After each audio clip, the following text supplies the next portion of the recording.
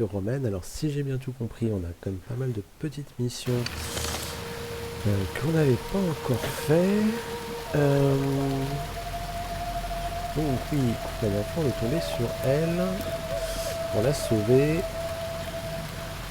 On a eu droit à la seconde fin. Donc cette fois-ci, on sait que son père est traître. Cette fois-ci, on va pas la sauver.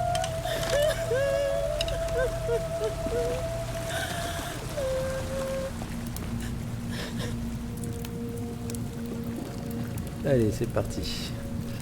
Parce qu'on a pas mal d'autres choses à faire. Hein. Who are you? Did he? Do you know you're here? You have to help me escape before that monster comes back. I'm Centella. I found a way out through the Gate of Horn, but it's locked. So I told him about it, and instead of helping me escape, he locked me up. He wants to keep us all here forever, or until we're turned to gold. He's a monster. You have to let me go so we can kill him and take his key. Eh ouais, mais non. Eh non, ma cocotte. Bon, allez, on va couper le micro.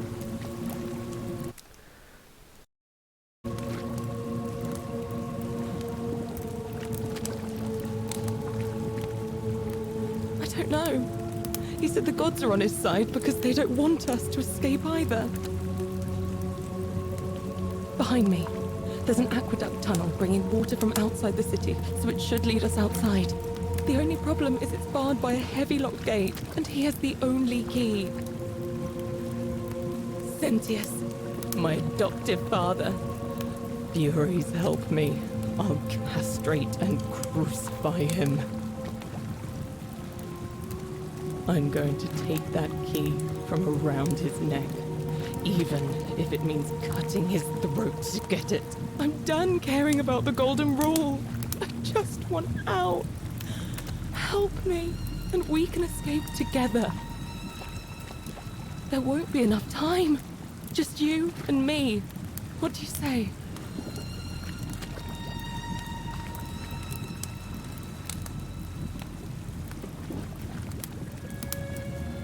What? No. You can't just leave me here. How can you be so heartless?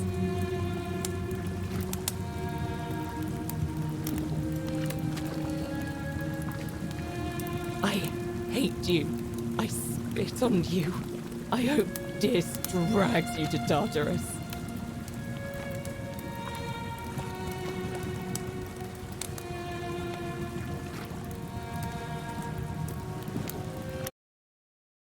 Eh, c'est dur, hein, mais c'est la logique. Donc oui, normalement, je pense qu'on l'aurait sauvé, mais on veut voir les autres fins, nous.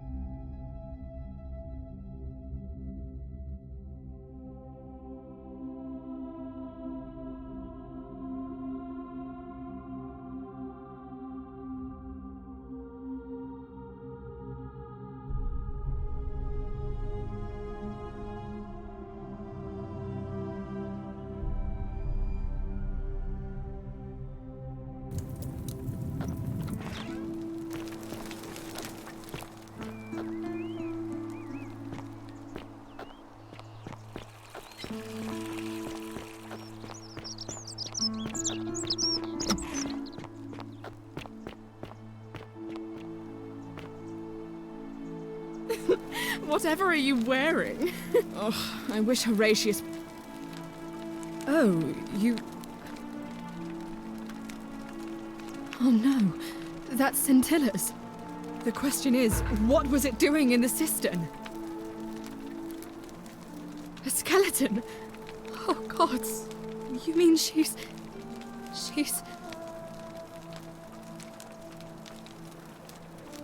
What do you mean?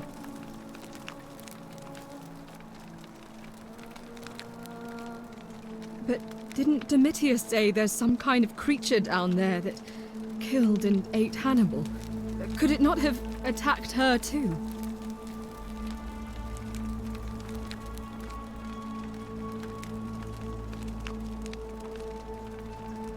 What are you saying? That somebody crept down there and put Scintilla's amulet on another body to make us think she was dead?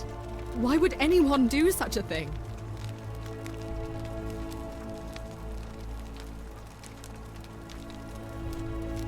But who? Who could have a reason to do that?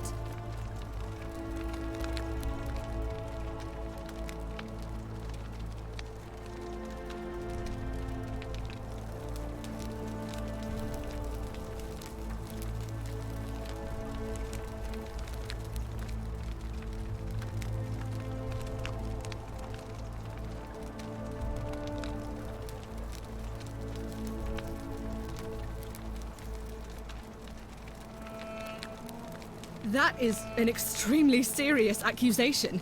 I take it you have something to back it up. So this is just baseless speculation then? I've heard enough. I won't have you peddling scurrilous gossip about my sister's tragic death. Kindly keep your insane conspiracy theories to yourself and leave me alone to grieve, you barbarian.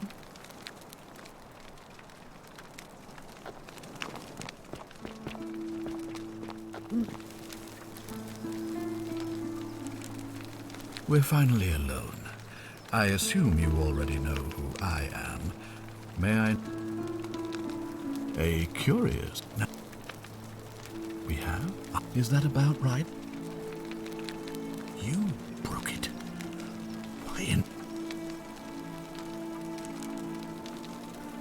You just wanted... What is wrong with you? Do you fancy yourself as mortar, holding the threads of our fate in your hands? Look, it's unfortunate, but all that matters now is that you make use of what you've learned and gathered, and do better next time. Now, I assume you sought me out again for a reason.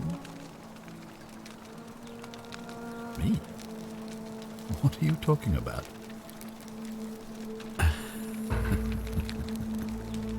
You know, you remind me of him. Al Worth. The fellow who came through the portal before you. Come now. Surely you didn't think you were the only one here who remembered everything. You see, my connection to the portal somehow preserves my memories from one loop to the next. Whether that was Proserpina's intention or a happy accident, I'll never know. But I'm surprised you hadn't noticed. Here I was thinking you were a little bit sharper than Al was. Or perhaps you're just more willing to break the rules. He was a moralistic fellow, never once compromised on his principles. And because of that fatal flaw, he relived this day many thousands of times before we finally had this conversation. I watched him come through the portal each time, always a little older, a little more disheveled, a little more haunted. And when he finally saw the futility of it all, as you're about to, it broke him.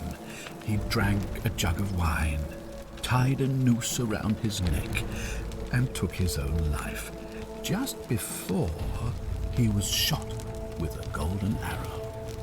The next time I awoke, you showed up, but you've caught up to where he was so quickly. I mean, you've lived through the day, what, 10 times? Most impressive. And yet everything you've done has been in vain, because there's no escape. Except the path that Al took, the path he wrote about on his tablet. What was it?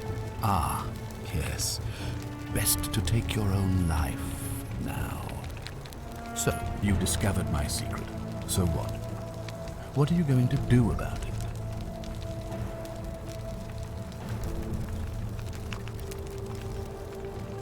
Why? Isn't it obvious? Because I have grown attached to all this. My title, my beautiful villa, the sun on my face, the music of birds chirping.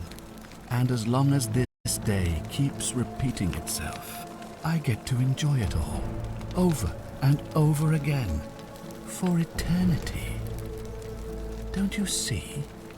I have found a way to prolong my life indefinitely, to cheat death. I have become, in effect, as immortal as the gods.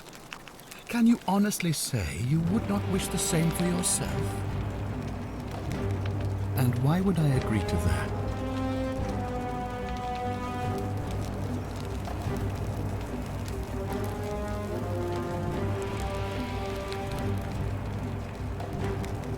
The only way you're getting this key is over my dead body. And if I die, I won't be able to open the portal for you again, meaning you'll have created a paradox.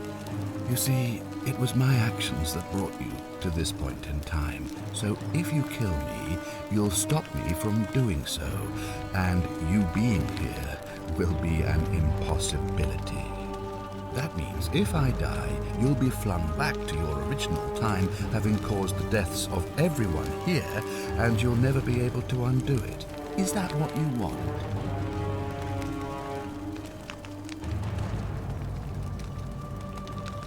You might want to think that through. If anyone so much as touches me, everyone dies. Ugh, you and your pathetic morality. Nobody cares about your opinions or what happens, where you're from. Least of all, me. Understand that to me, you've never been anything more than a useful idiot, and you're no longer useful.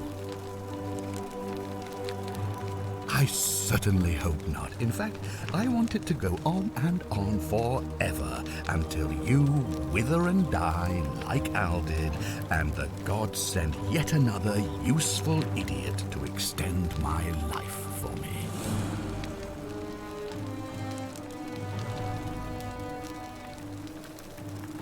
What are you going to do? Beg the gods for help? They don't care about you, and neither do I. Now, get out of my villa. I'm bored with you.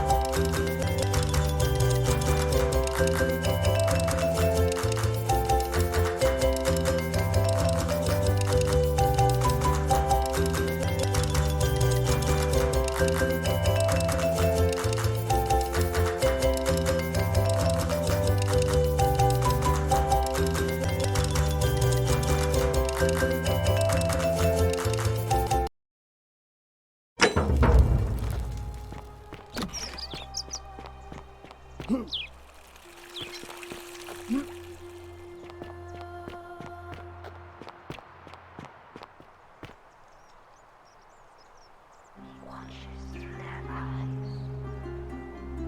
new face.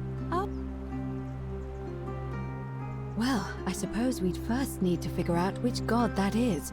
And I'm afraid even I don't know, although I have my suspicions.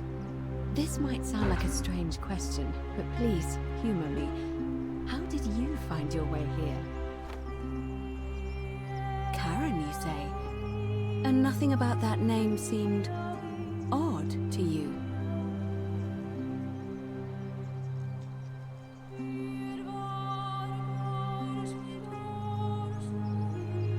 You do? Well then, have you spoken with any of the others about how they arrived here too? I really think you should. Go around and ask them what they remember and see if you notice any patterns. I know. I just don't want to see what happened to Livia happen to you too. Up until a few weeks ago, she was a perfectly productive member of our little community, darning All weapons clothes are and to be cutting tossed hair. into the chasm. She was always Magistrate's so orders. chatty, always seeking out newcomers and asking them where they were from and how they wound up here. And then, about a month ago, she suddenly changed. She withdrew, stopped working and became despondent, started muttering to herself. Galerius and I visited her to see how we could help, but she just looked at us with this haunted stare, called us bloodless shadows, and told us we were ignorant of some pattern. Look, it could be unrelated. Perhaps she simply fell ill. Or, as Galerius suggested, the weight of the Golden Rule was too much for her. But there is a small chance that she learned something, saw a pattern nobody else saw, and that it broke her. I just don't want to see that happen to you. So be careful, will you? Thank you. Now, go and follow the thread of truth through this labyrinth, and come back to me if you discover any patterns. Come back to me once you've acquainted yourself with the rest of our neighbors.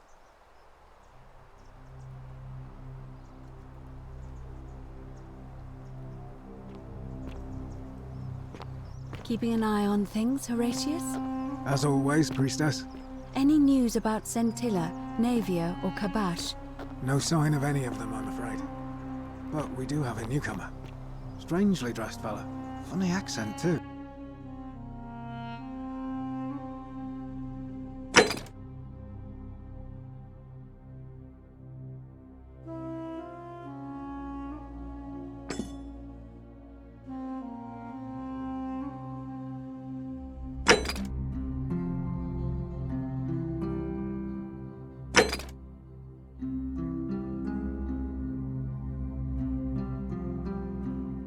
A traveler from a faraway land, then.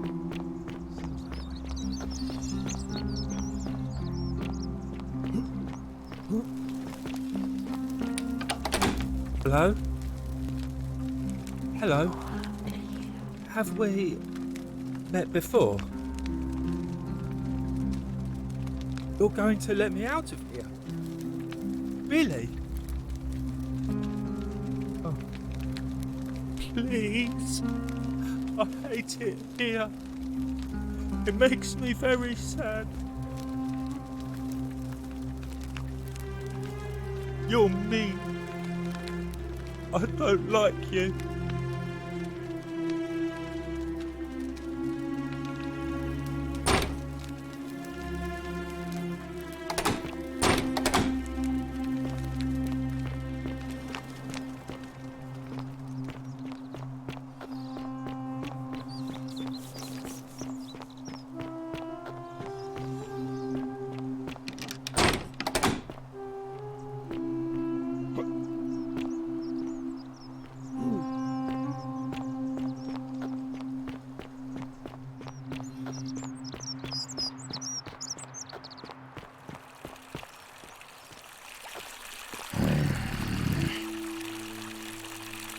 Name's Rufius. Better watch your step. No idea what you're talking about?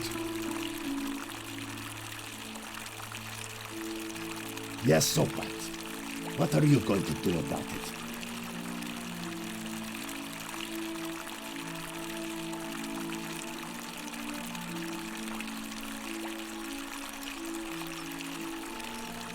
And why should I? The one true God says that for man to lie with another man is...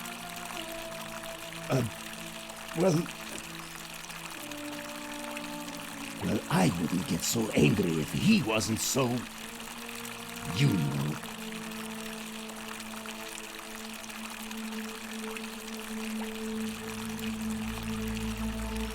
It makes me... uncomfortable. I don't like where you're going with this. You'd better take that back before I make you.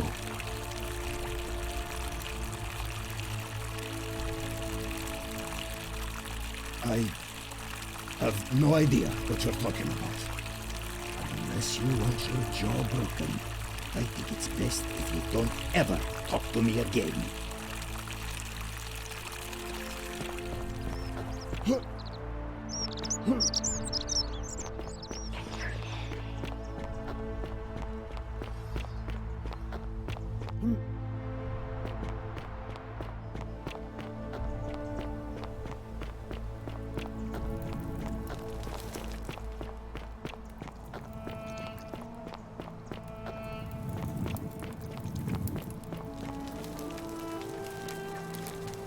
Just as the ocean accepts, but it does not notice the crowds that come. The newly arrived. Cerberus lifts his triple head and lets out his threefold braying.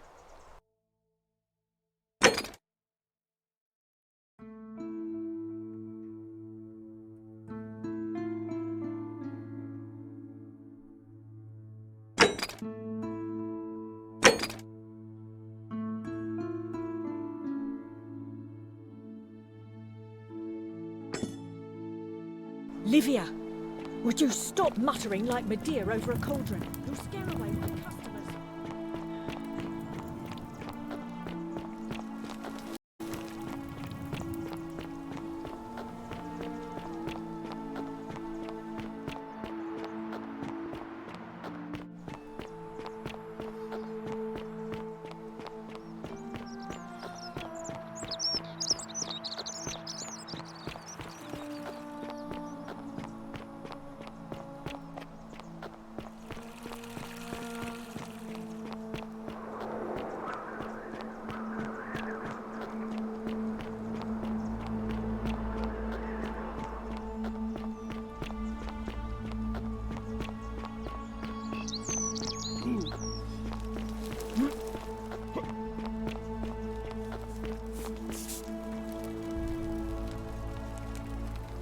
Welcome to life under the Golden Rule. It's a ghastly thing, is it not? How are you faring so far? Ah, another stoic, perhaps. We all need something to help us through times like these. We've all been where you are now. I remember when I first arrived. I used to lay awake at night contemplating the big questions. Why am I here? Is there a way out? What is the Golden Rule, and who or what is responsible for it? I still don't have any of the answers, I'm afraid. I don't think anybody does. But I'm happy to share with you what I've learned. All right, well, it was lovely to meet you. I can't believe this is how it ends. Oh no. No. No, no, no, no, no. Ulpius, what are you doing? Get back from there. If you lose your balance, you'll fall. That's the idea. What? Why? Why would you want that? Why do you think I'm stuck for the rest of my life working for a man who treats me like an animal? I know things are hard for you right now. They're hard for all of us. We're all in this together, Ulpius. Please, please just think this through. If you do this, it could be the sin that seals all of our fates. Is that what you want? I'm sorry, but I just don't care anymore. Please, Ulpius. Help him. If he goes through with it, it could be the end for us all. I don't know what to do. I've never had to deal with this sort of thing. Please, you need to talk to him.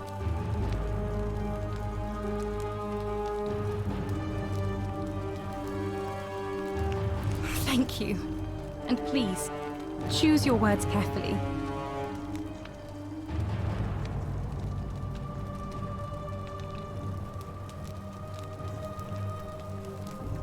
If you're trying to make it easier for me to build up the nerve, it's working.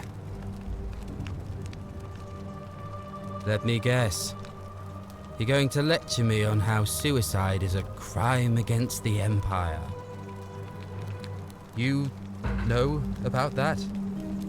How is that possible? I mean, I've never mentioned it to anyone. Well, if you say so. You don't understand. I don't want to hurt anyone. I just want it all to be over. It's too late for that. Yulia and I made a pact, and she's already swallowed hemlock this morning. If I backed out now, I'd be betraying her. I can't do that. No. No. Time's up. I am out. Wherever you are, Scintilla, my love. I'm sorry. Ulpius, no!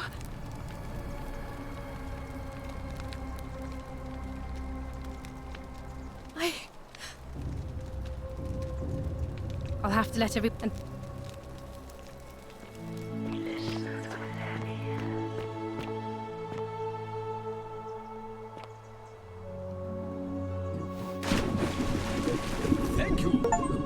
Thank you. I am delighted and deeply honored to have been...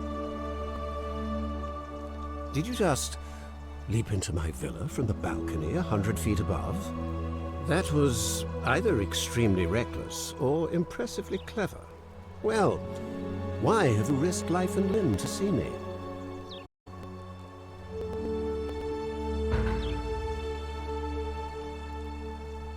My name is Marcus Malleolus Gurtus. You seem to have confused me with someone else. You mean my heterochromia? I am guilty of nothing more than having different colored eyes. And I'm hardly the only person with the condition. Alexander the Great had it too, as it happens. I like to think it is simply the way the gods have chosen to mark a natural-born ruler. Nothing more. Well, I am not suffering from any delusions, as today's election will firmly establish. Unlikely, because it simply isn't true. Now, was there something else you wanted? I trust you can see yourself out. Through the door this time. There's a key just beside it.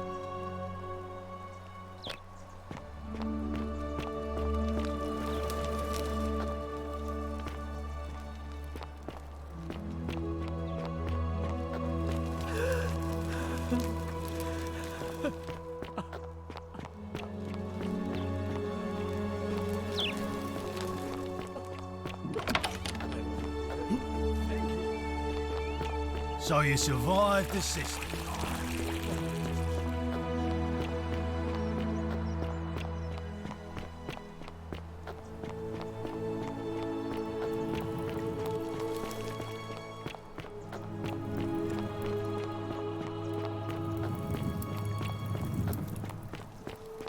Vote for Malleolus for a free drink at my tavern. Oh, you're here. I'm so glad you decided to visit. And I hope I'm not being too forward, but...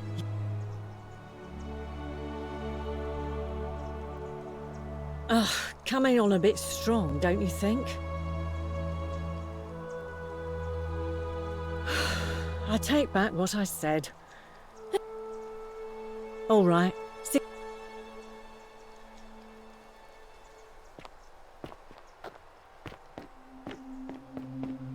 You stay away from my money. The many shall suffer for the sins of the one.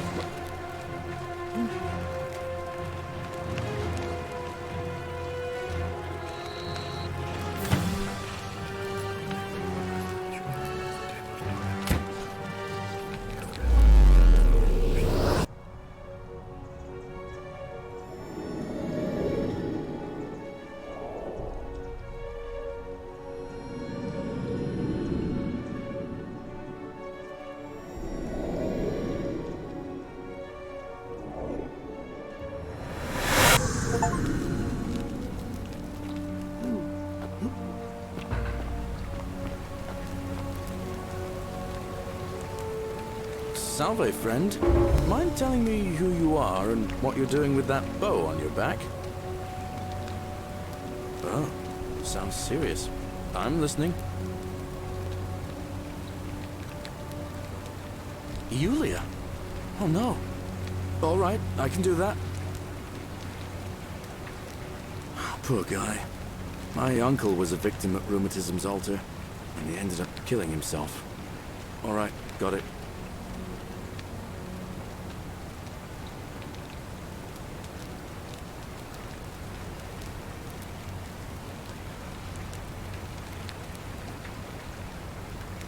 All right, let me see.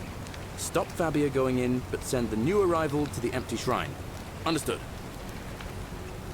I'll go, but once I'm done, I'll need you to tell me how you know all of this.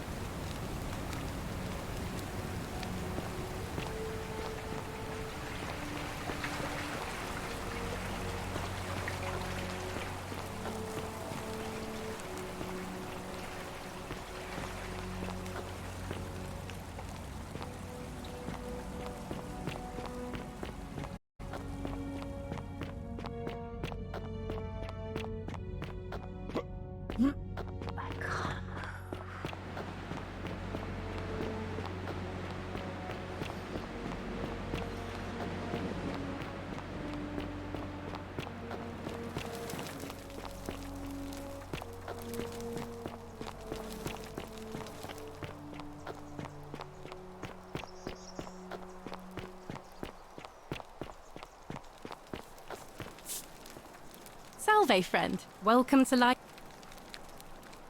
All right, so I can't believe this is how it ends. Oh no. No. No, no, no, no, no. Ulpius, what are you doing? Get back from there. If you lose your balance, you'll fall. That's the idea. What? Why? Why would you want that? Why do you think I'm stuck for the rest of my life working for a man who treats me like an animal? I know things are hard for you right now. They're hard for all of us. We're all in this together, Ulpius. Please, please just think this through. If you do this, please, Ulpius, help him. If he goes through with it... Thank you.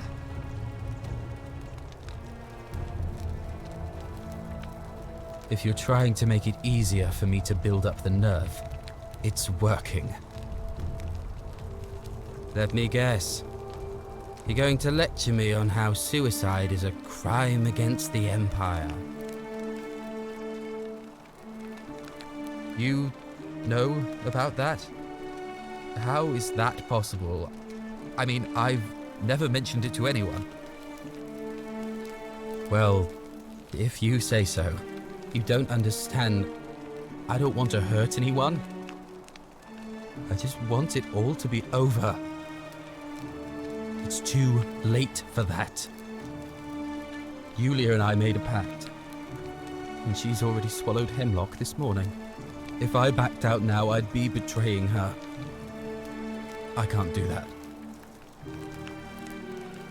Oh, really? That changes things a little.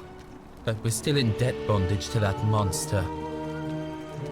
Unless you happen to have 2,000 denarii to pay off both of our debts. Really? Wait. So, I guess you'd want me to work for you then. You'd do that for us? A couple of complete strangers. It seems today we're both blessed. This did not turn out how I thought. Thank you, friend. I never thought people like you existed.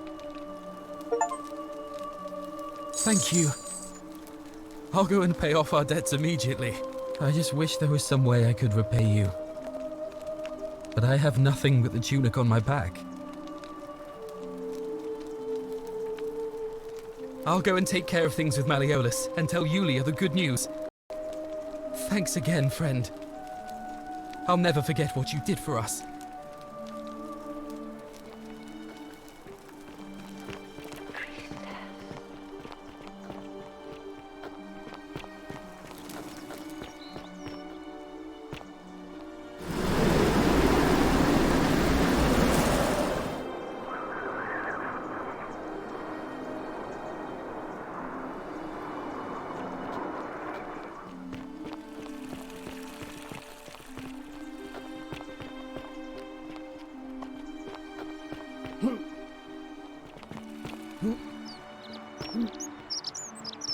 Citizen.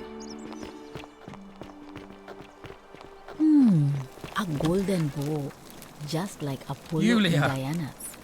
I'm so glad you didn't go through with it. It wasn't for lack of trying. And now Malleolus is going to...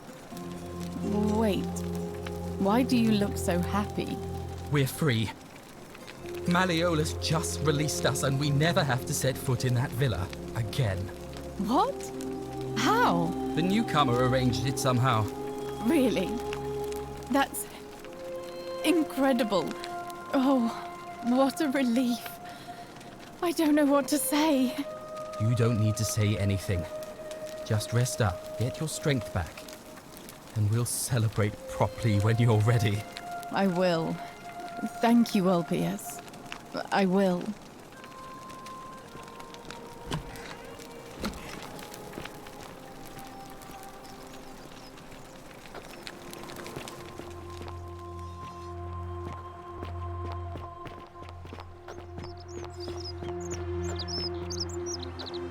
Citizen.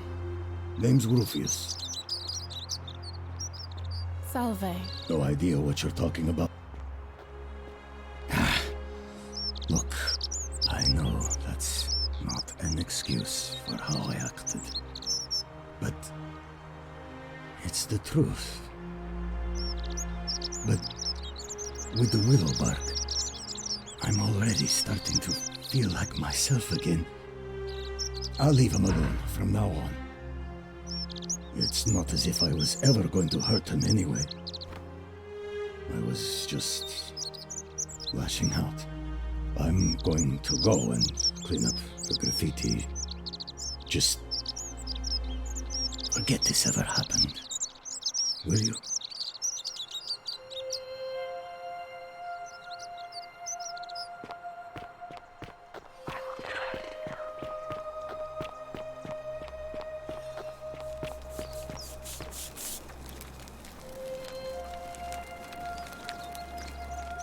Ah, a new face.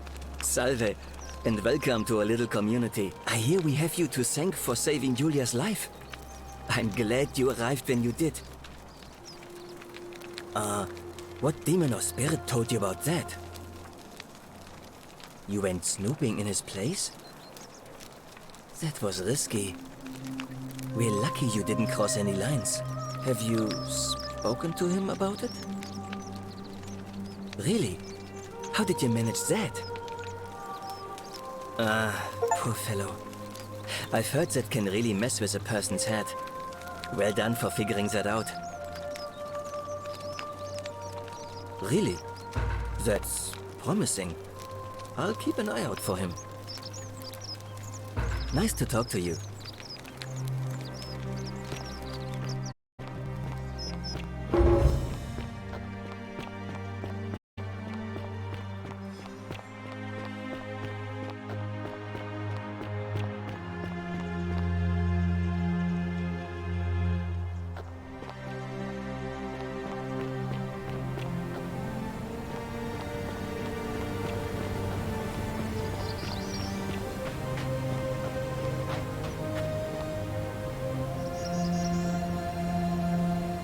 Salve again, friend.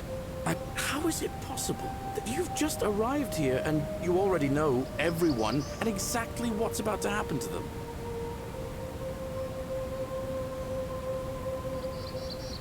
Oh, come on. I just did as you asked. The least you can do is level with me.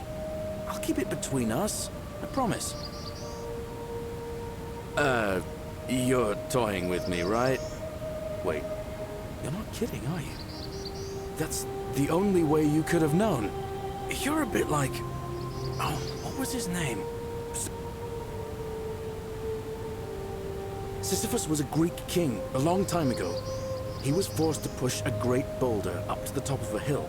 Only, just as it reached the top, it would roll all the way back down to the bottom, forcing him to start over and over and over again, for all eternity.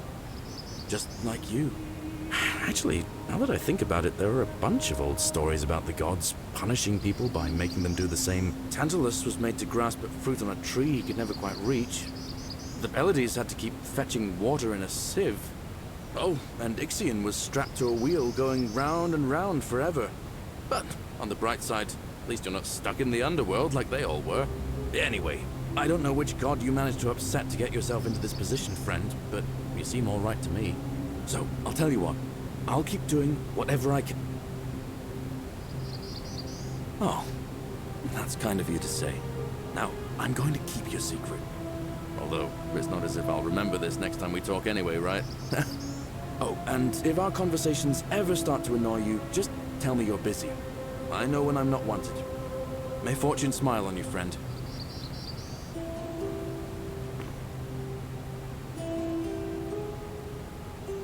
Salve again? I've bounced the idea around once or twice, mainly as a way of getting Dooley set free. God knows Sentius is never going to do it. But from what I hear, Malleolus has the election stitched up. Nobody's going to take him on and win. And maybe that's not such a bad thing. I mean, he talks a lot about freedom, so I'm hoping if he's elected, he'll release Dooley from his cell. That's good enough for me. Because Sentius put him there. Poor Dooley was just wandering around looking for some imaginary treasure. Now a magistrate accused him of being a thief. That's nonsense, of course. Dooley's the most harmless man you'll ever meet. But Sentius really has it in for him, for some reason.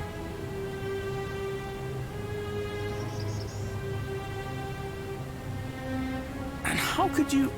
Oh, wait. You've seen it in another time loop, haven't you? Well, in that case, we need to find a way to make sure Malleolus loses. Better yet, get him to withdraw altogether. If you can do that, and Sentius is the only candidate left, I'll run against him. Deal? All right, friend. Hope you find a way to break that cycle you're in.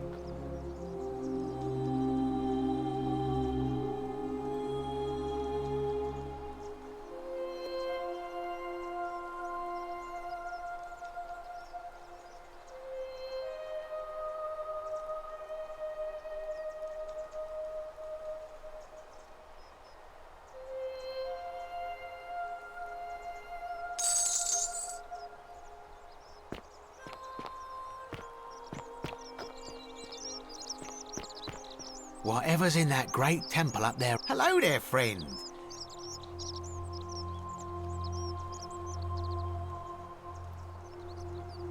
Are you well, stranger? Have you been out in the sun too long? You seem a little... confused? Perhaps you should go... Very well. Another... Oh, shiny. All right. Welcome.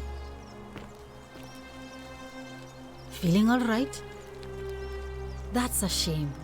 Thanks again for saving Yulia's life.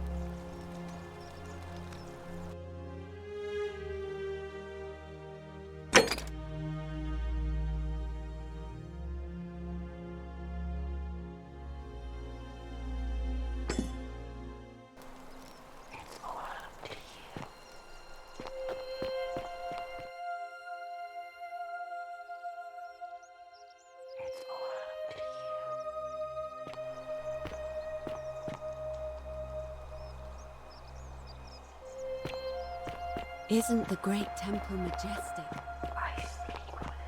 How come you're allowed a weapon and I'm not? Thank you. Thank you. I am delighted and deeply honored to have been elected.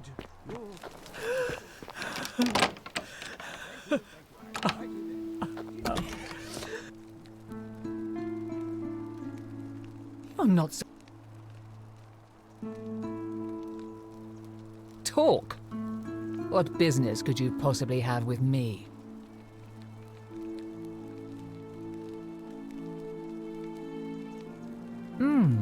An intriguing proposition. Go on. Perhaps you're not as silly as those clothes make you look. What makes you say that? You know, I may have the very thing you're looking for. Some time ago, when he still cared for me, he wrote me a love letter.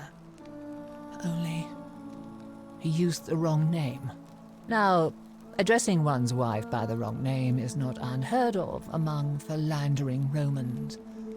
But in this case, the name he got wrong was his own. I confronted him about it, and he stammered through some incoherent response.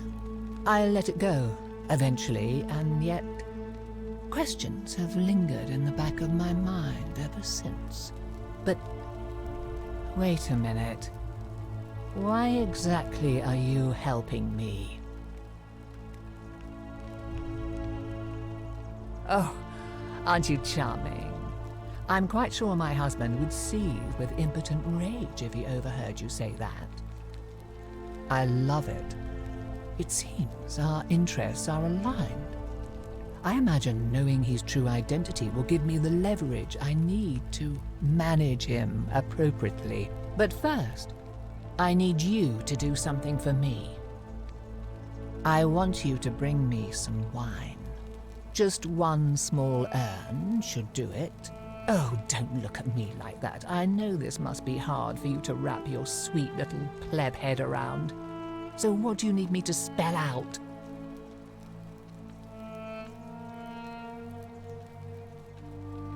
Let me tell you something about Malleolus.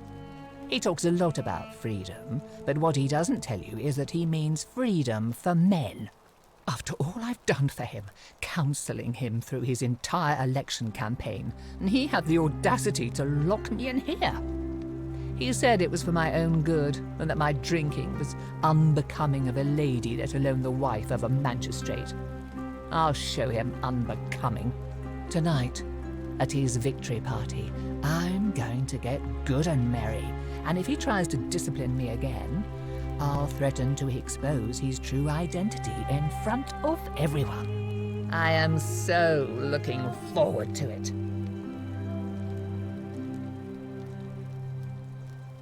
You mean, aside from the fact that I'm locked in this room, and Domitius is right outside the villa, because there's barely any left in the city. In fact... So you'll help me? Excellent. Now, you'll need to pay a visit to that strumpet Aurelia in her tavern. I expect you'll have to flatter her a bit. If that doesn't work, you might be able to get some advice from Julia, who's probably still at the shrine of Apollo. I heard they used to be close. They both appreciate the poetry of Sappho of Lesbos, if you get my meaning. Thank you.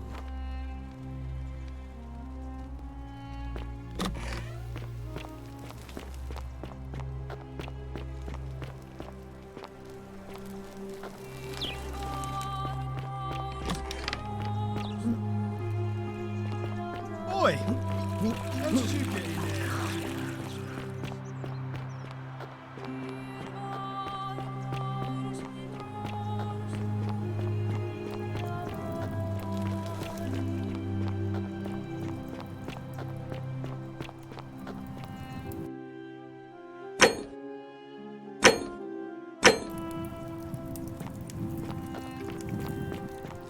Cerberus lifts his triple head and lets out his threefold braying. Livia, would you stop muttering like Medea over a cauldron? You'll scare away my customers. They follow their trades, imitating their previous lives, but they are ignorant. This again. You're in a world of your own, aren't you? Ah, you're here. I'm so glad you decided to visit. I'm Aurelia, and I hope I'm not being too forward, but the moment I laid eyes on you, I was intrigued. You're not like any Roman man I've ever seen. You seem so refined, so civilized.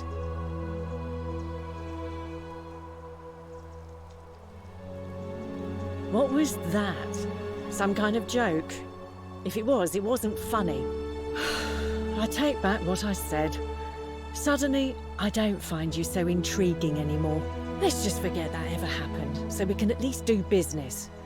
So, what brings you to my tavern? I do, but I'm afraid it's not for sale. It's the last jug in the entire city, so I'm saving it for a romantic occasion.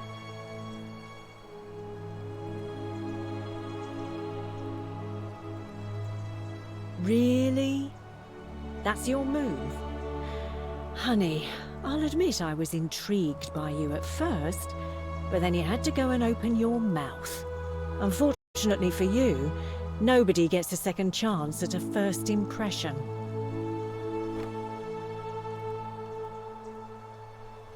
What's that supposed to be? The riddle of the Sphinx? All right, see ya.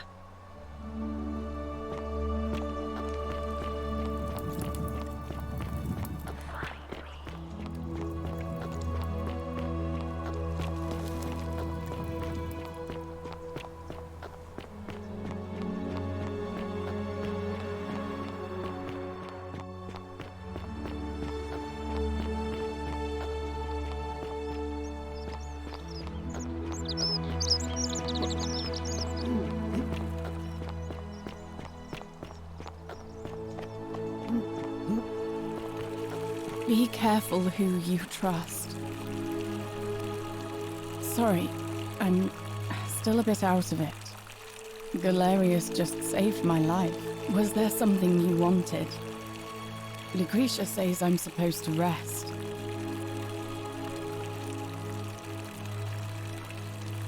Really?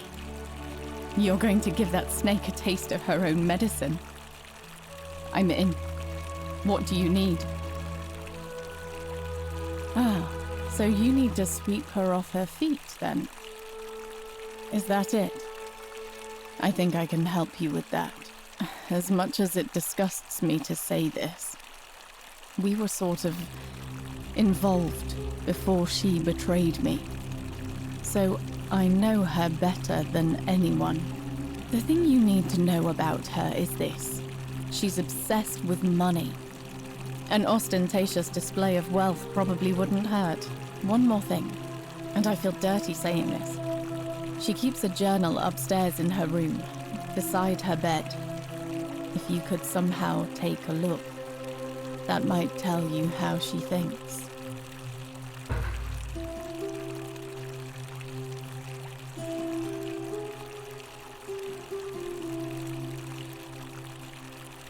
May Nemesis guide you. Our priestess, Equitia, once told me it's the god's way of creating a city without sin.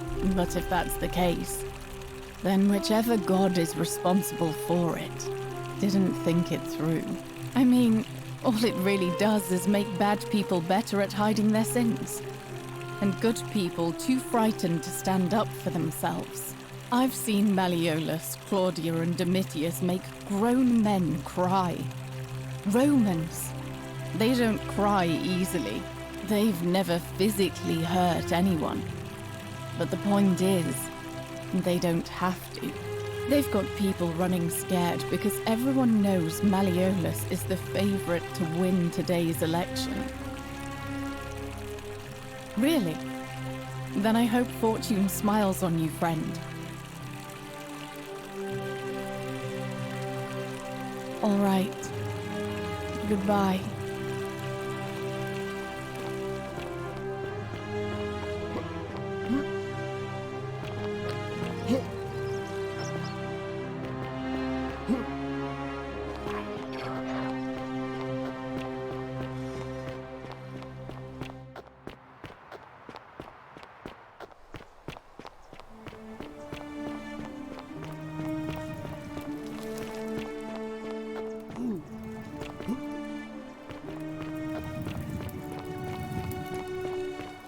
Wow, isn't that a big long bow? Back again. Couldn't stay away, huh?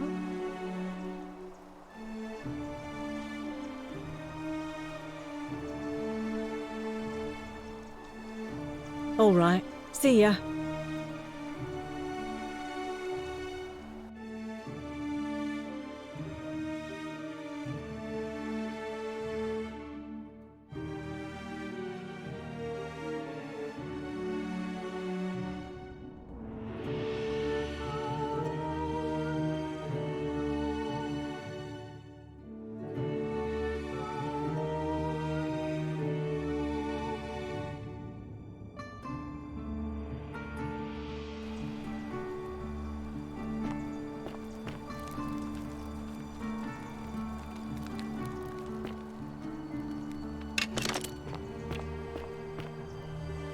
Back again.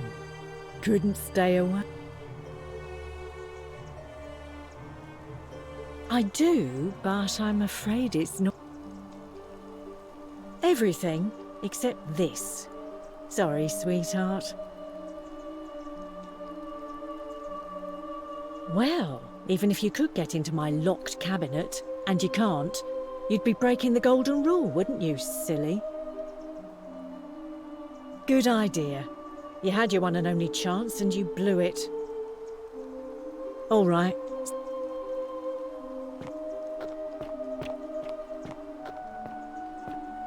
You stay away from my money.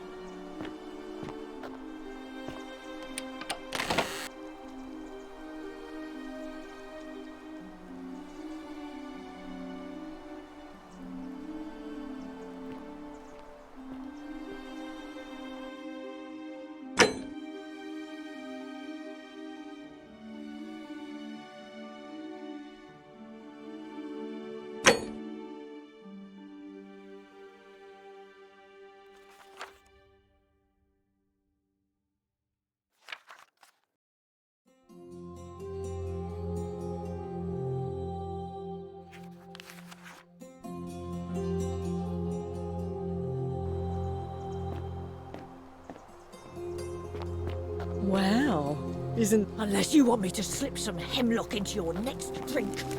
Get out!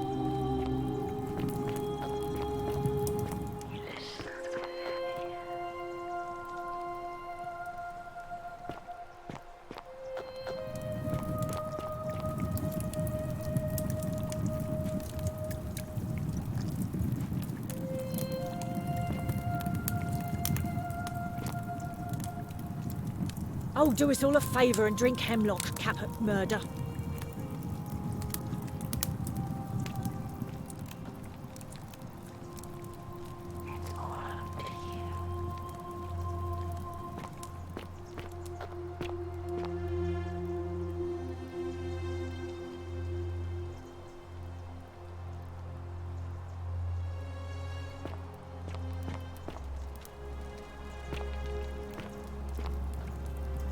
Oh, do us all a favour and drink hemlock.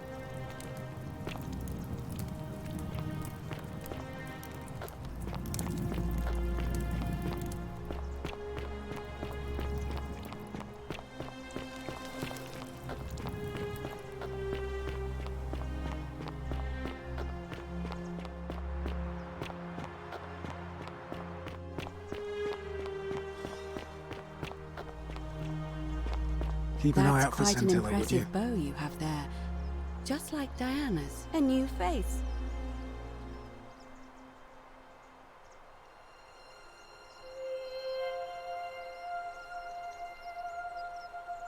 Interesting. Yes, I suppose that could be something. But then most of us do tend to carry coins on our person, don't we? What else? That's true. What else? Yes, I understand many of our friends were carried here by a river current. It's as I feared. I think I understand what poor Livia has been going through. Let me ask you this. Did you happen to encounter a stranger in the forest before you arrived here? And did you happen to catch her name? I see. And was this Karen by any chance wearing a hood? Because I've seen her before. There's something I think you should see. I think you'd better follow me to the baths. But don't follow too closely. We can't have people thinking we're bathing together.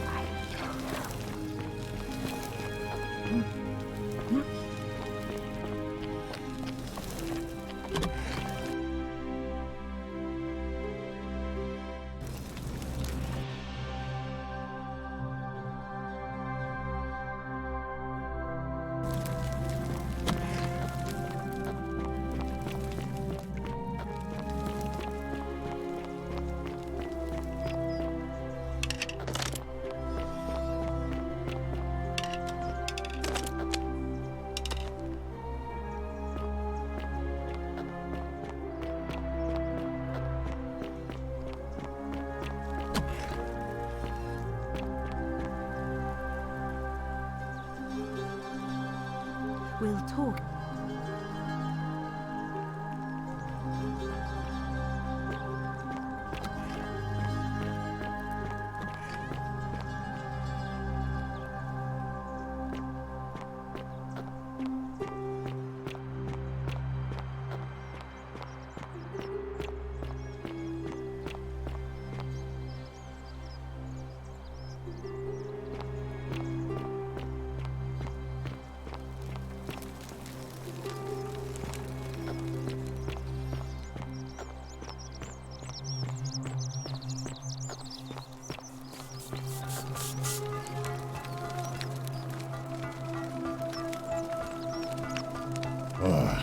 You.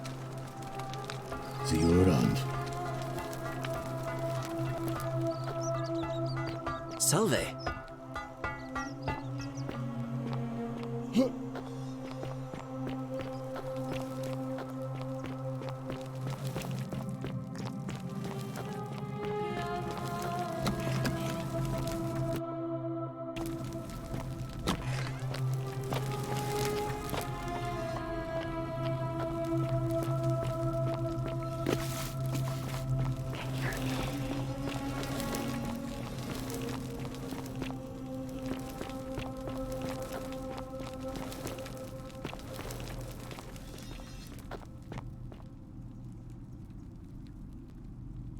All right, you're here. You were asking how I knew the young woman you met by the river was wearing a hood. Here, look down at the bottom of the baths. It's a little hard to make out in this light. If only we could see. Oh, what a marvelous lamp. But do you see it? Somebody waking up by a river in a forest to find a hooded figure with a coin. It's just as you described it, only your pronunciation is a little off. The name you heard wasn't Charon. It was C-H-A-R-O-N, as in Charon, the ferryman of the dead. Charon, who, in exchange for the right coin, helps the souls of the newly deceased cross the Styx, the river that separates the land of the living from the land of the dead. When I dragged you out of the river, I thought you were never gonna wake up. I checked your pockets for ID, but all I found was some loose change. Feels like I've spent my whole life in a dead-end job with an endless commute. Sorry if I sounded cagey, it's just that I don't always get the best reactions when I introduce myself. My name's Karen. There are a bunch of old stories about the gods punishing people by making them do the same futile task over and over. But on the bright side, at least you're not stuck in the underworld like they all were. I'm so sorry, my friend. I'm so sorry. I take it you know what this means. I'm afraid so. It's all starting to make sense. All these people whose last memory was running from the fires toward the river. It seems none of them escaped with their lives after all. Perhaps we should be grateful they didn't remember their final moments. It also tells us that the Golden Rule is the work of Pluto, the god of the underworld, and why his epithet has always been Father of Riches. I know it's a lot to take in, and you look as if you have questions, so I'll try to answer them if I can. That was my first thought too. In the old stories, the underworld was where the souls of the deceased were taken. But it was also possible for the living to reach it without dying, if they were particularly fearless. So I'm afraid I don't know. Oh, I'm sorry. I keep forgetting you're not from here. If you were Roman, or even Greek, you would know these stories. Each of them is slightly different, whether the storyteller was Plato, Homer, Virgil, or Ovid. But they always involved the souls of the dead meeting a grim ferryman named Charon on the bank of a river. It was said that he'd help the new arrival cross, only if they could pay him with a coin, an obol. That's why it was once our custom to bury our loved ones with a coin in their mouths. Charon's obol, we called it.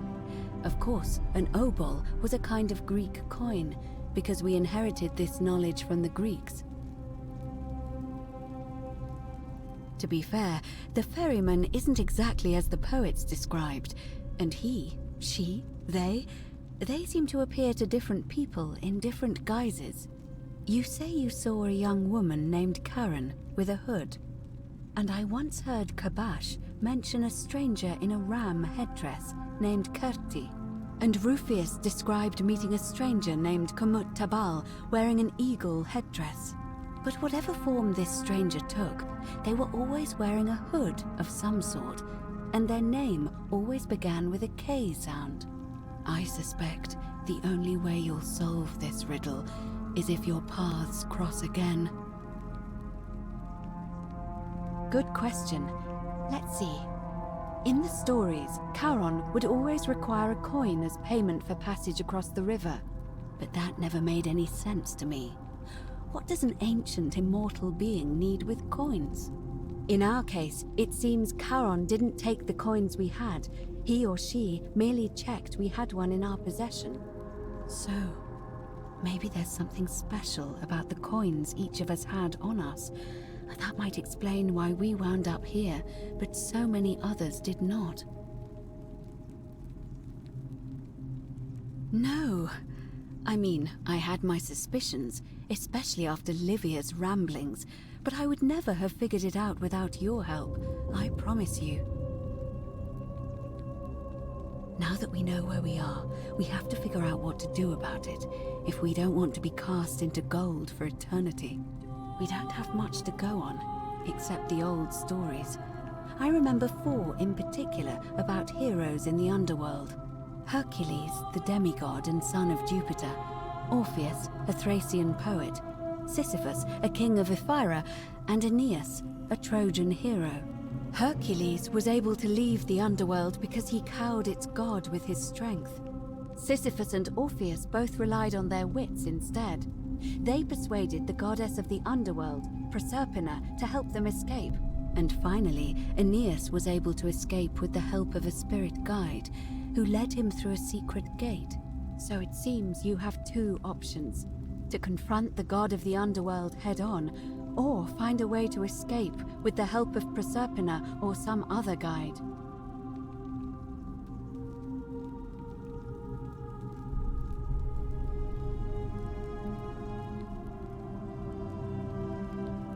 It's a reasonable question, but the problem is, this place is fairly well designed to keep us here. There's no way to climb up the shaft. And even if you could build a ladder big enough, just trying it would break the golden rule. We know that, thanks to the writings left behind by those who've tried. All Romans try to avoid saying it, and the reason is quite simple. He might hear us. You may refer to him as Pluto, if you wish, but you'll only be calling attention to yourself. Do so at your own peril. Shh! Is everyone so blunt where you're from? Oh. That option would be the boldest, but also the only way to learn the truth about the Golden Rule, and maybe even put an end to it. As I said, Hercules managed to overpower the god of the underworld, but he was a demigod. Forgive my candor, but you are no Hercules.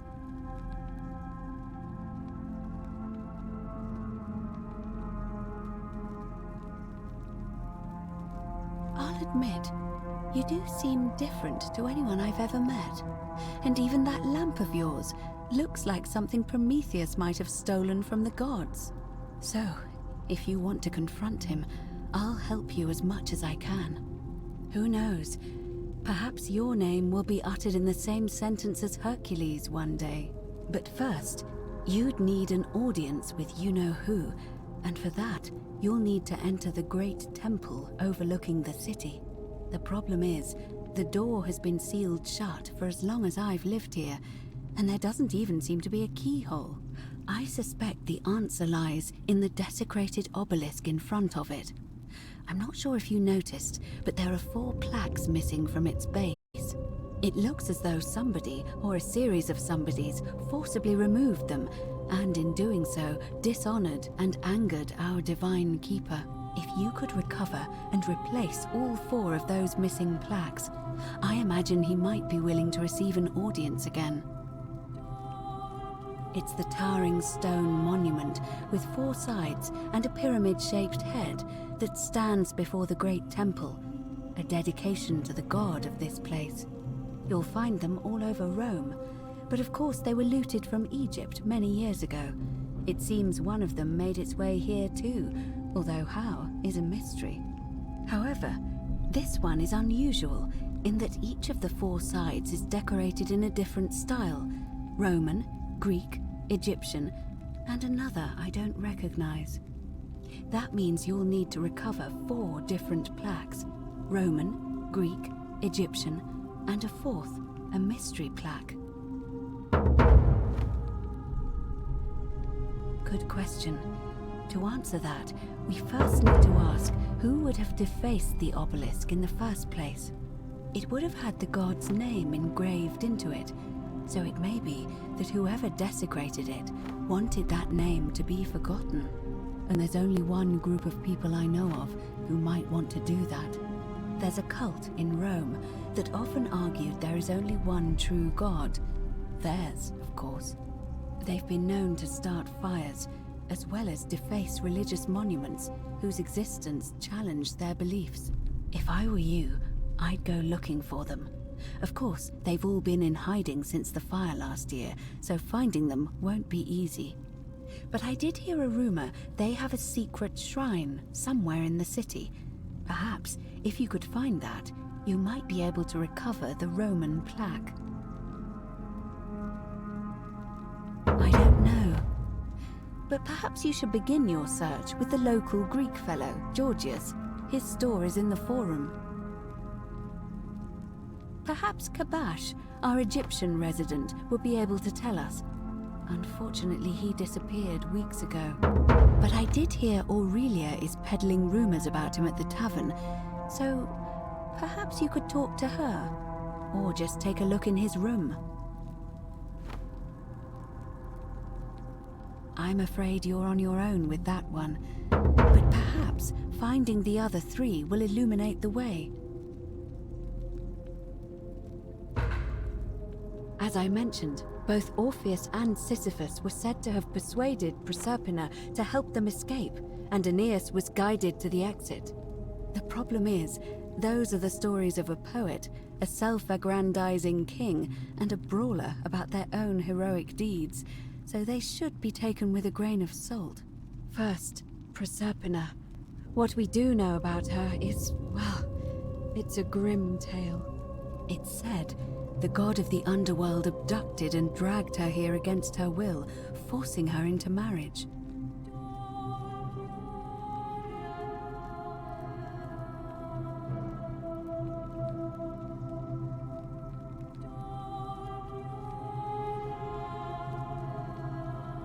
If the stories are true, then I suppose so. The problem is, how do we communicate with her without being noticed by her captor? Leaving that aside for a moment, there is also the possibility of a spirit guide. I don't suppose you've come across one of those in your travels? Truly? And you're only bringing this up now? Then again, I suppose you were worried I'd think you were as mad as Navia. Can you tell me more? Is it the same voice? What kinds of thing does it say? Fascinating. Perhaps she's a benevolent spirit. Or perhaps... Perhaps you're hearing the voice of Proserpina herself. If she has indeed been abducted, it would make sense for her to speak in cryptic whispers to avoid detection. Tell me, has she told you anything that might lead you to the way out? Truly? Then why are you still here? Ah, I see. Then it seems you have made a great sacrifice for all of us, friend. I admire your compassion. Truly. Thank you. But unfortunately, I'm afraid your only other option will be to confront you-know-who. All right. I would suggest not discussing this with anyone. The best we can do for them is to let them remain oblivious for as long as possible. As for Livia, it seems she's been shouldering the weight of this terrible secret all this time. Perhaps it would comfort her to know she's not alone.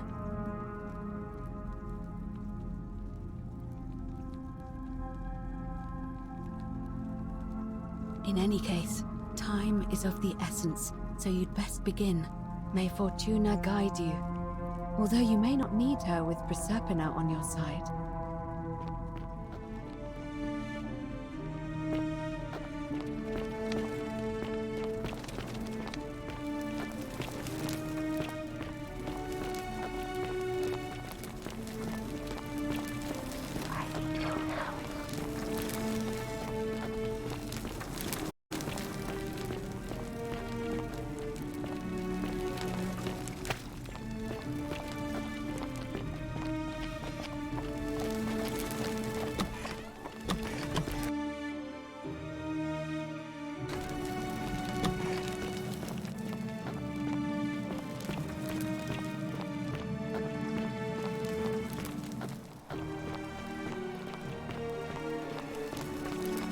Salve, Dooley. How are you doing today?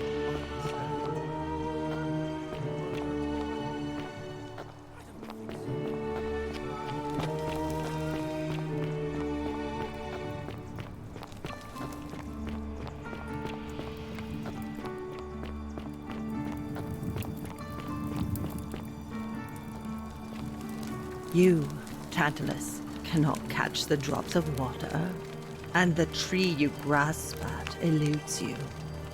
Just as the ocean accepts the rivers of all the world, so this place accepts all the souls.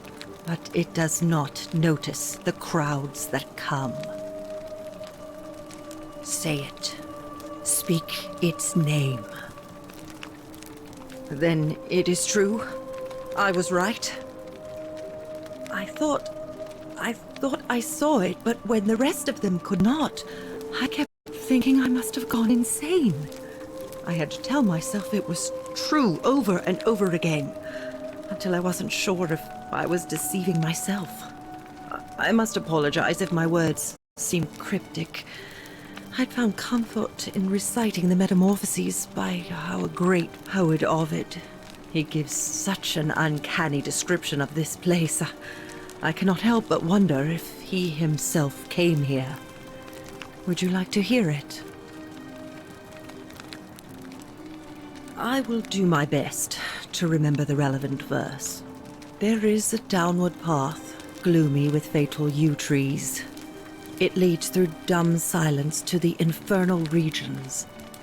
The sluggish Styx exhales vapor, and by that way, the shadows of the newly dead descend, entombed with full rites, and the ghosts of those, at last, given proper burial. The wide, thorny waste is cold and pallid, and the newly arrived shades are ignorant of the road that leads to the Stygian city, where Black Dis has his cruel palace. As the ocean accepts the rivers of all the world, so this place accepts all the souls, and is never too small for any populace, nor notices the crowds that come. There the bloodless shadows wander without flesh or bone. Some crowd the forum, some the house of the ruler of the depths. Others follow their trades, imitating their previous lives, and still others incur punishment. I hope I have done it justice, and now we share a secret. It's as if you've lifted a great burden from my shoulders. Thank you, friend. I think I should rest.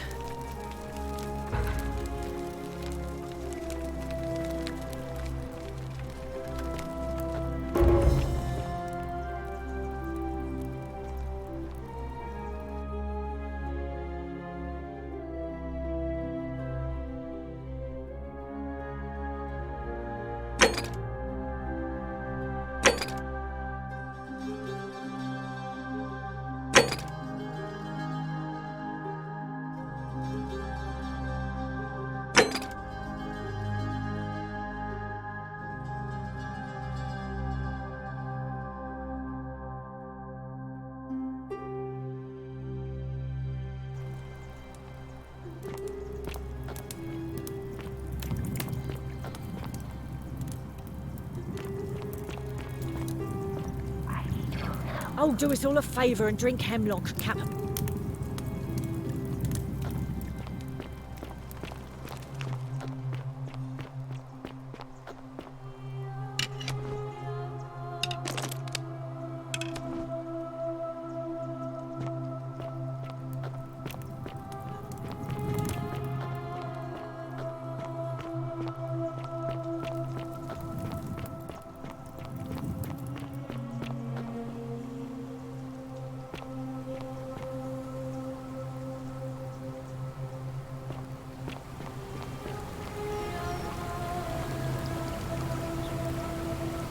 Shalom. You mean where am I from and all that? Judea, originally. But when I was a child, I moved to Rome with my family, Romanized my name and spent most of my life in the Jewish district of Trans-Tiberim, across the Tiber from the main city. That's where I was when the fires broke out. Everyone was running toward the river and I, listening to my inner contrarian, ran the other way. Every road leading out of Rome was in chaos, full of people with all their belongings in carts and brigands preying on them. Several hours down the Appian Way, I saw another Jewish family being attacked by 3 opportunists. So I picked up a branch from the side of the road and went to defend them. I can only assume they got the better of me because the next thing I knew, I was waking up in a forest, by a river not far from here, with no memory of how I got there. It's strange though, because I still had my purse on me. Why would a robber knock me unconscious and throw me in a river, but not take my coins? A lot of good it did me, and that family. I sometimes wonder what happened to them. I don't, but even if I did, I'm not going anywhere. I have unfinished business. Well, neither of us have a couple of hours to stand around talking about theology, law, and collective punishment, so I guess you're looking for a pithy summary? You remind me of an old story from my people about Hillel the Elder. He was approached by a Gentile and asked to explain the entire Torah while he stood on one foot. Obliging, he replied, "What is hateful to you, do not do to another. That is the whole Torah. The rest is commentary. Go and learn." Of course, what I want to know is, what kind of a god sees a young woman abducted and does nothing about it? Not my god. That's for sure. Thanks. I just wish there was a way to find out. Sentius, I suppose. I'd have to be insane to vote for Malleolus after what he did to me. All right, friend. Thanks for the chat.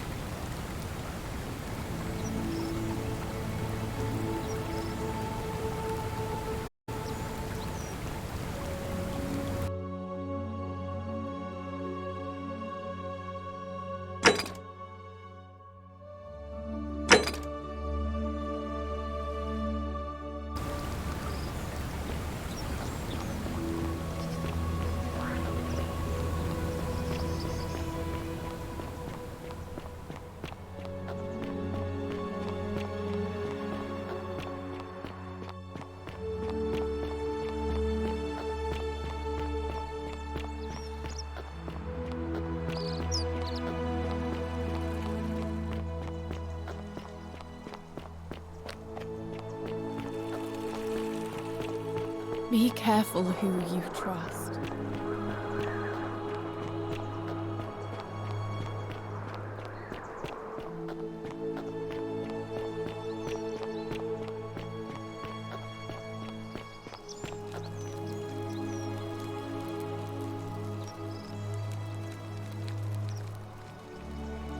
What you did was extraordinary, and I'll never forget it. I'm thankful that you're here. Can I help you with something? Even if I had seen it, and I'm not saying I have, I couldn't in good conscience give it to you. That's all I'll say. What you're doing is disgusting, and it's not going to work. Shame on you. even if I had seen it, and I'm not saying... Ah, that's a shame. Another time, then.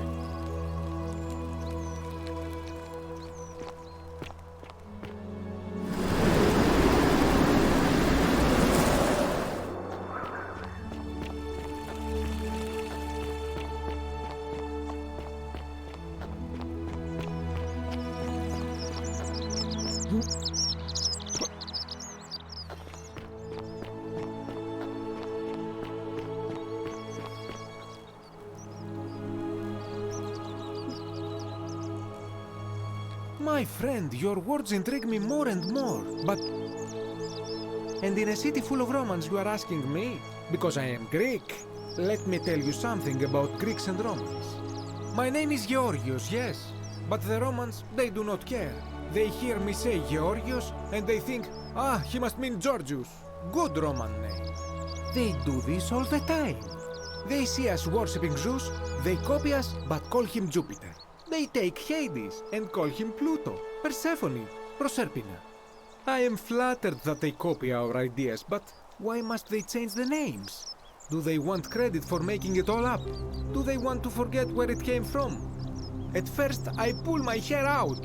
After a while, I give up, and I become Georgios the Roman. I accept the world is Romana.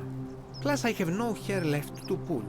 But my point is this. If you want to know who stole an old Greek name, look no further than the sticky-fingered Romans. The plague you seek was pilfered from a collection of old Greek relics by none other than Douli. He cannot help it. Like a typical Roman, he likes shiny things, especially those that once belonged to my people. And besides, it makes him happy. So I say, let him keep it. I believe he still has it with him, in his cell, just opposite the Temple of Demeter.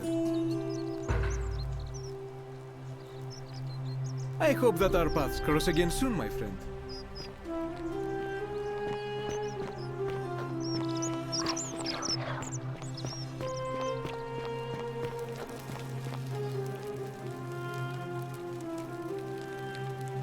Ave again.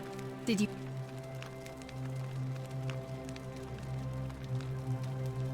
Certainly.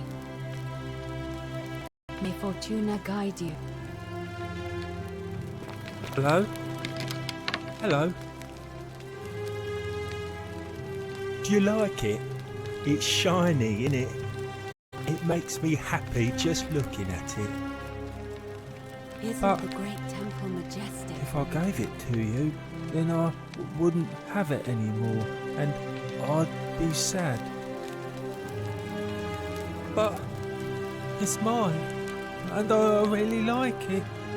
I want to keep it. Well, if you get me out of here, then I wouldn't need it anymore because I'd already be happy. Then you could have it, and you'd be happy too. Like Galerius. He's nice. I like Galerius. He made me a doll and everything.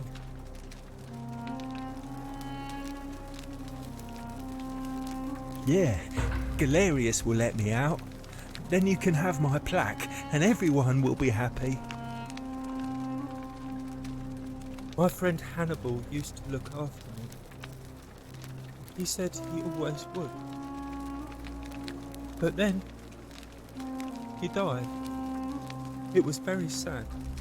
He said, if anything ever happened to him, I had to find something very precious hidden away. He gave me this key and made me promise to keep it safe until I found the treasure.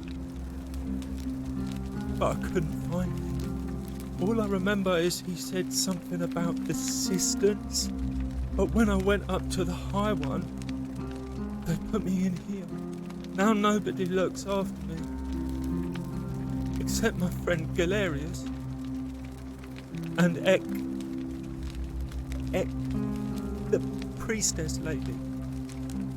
She's a nice lady.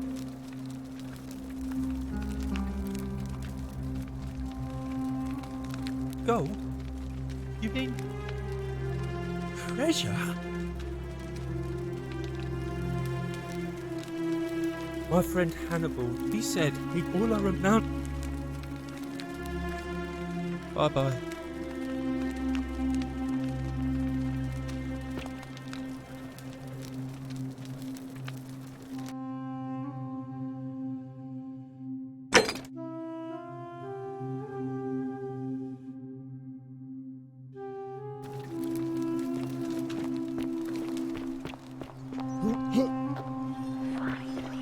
Salve.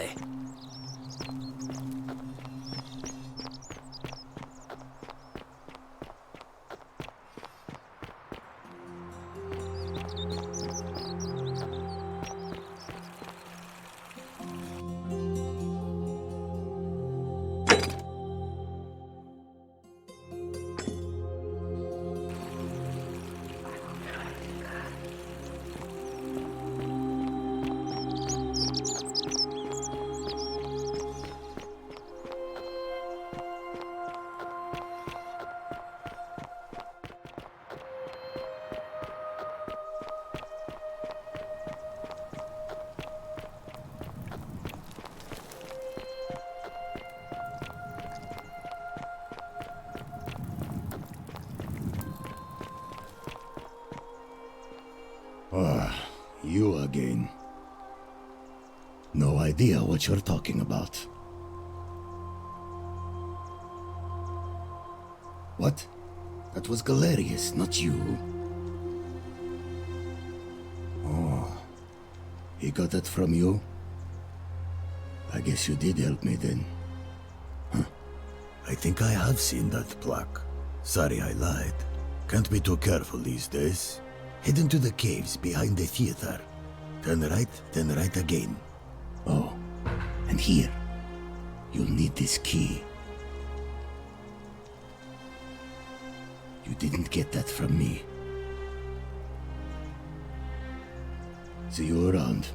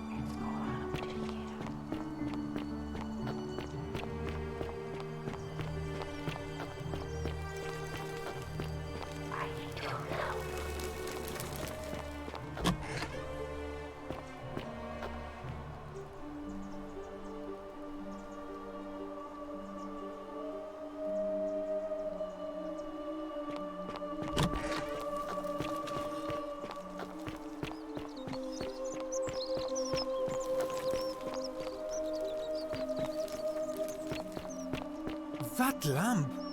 Hello again, my...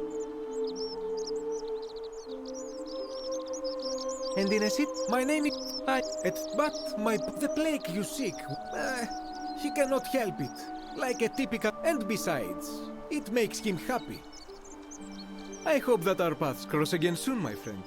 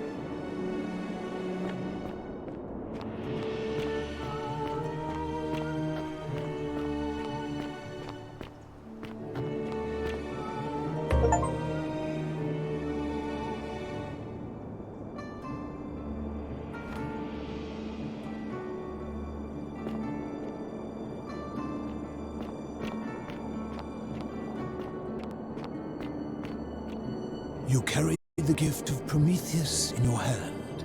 Remarkable.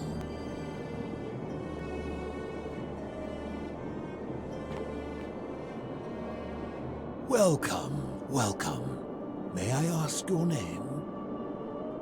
It's a sincere pleasure to meet you. Tell me, what brings you all the way down here?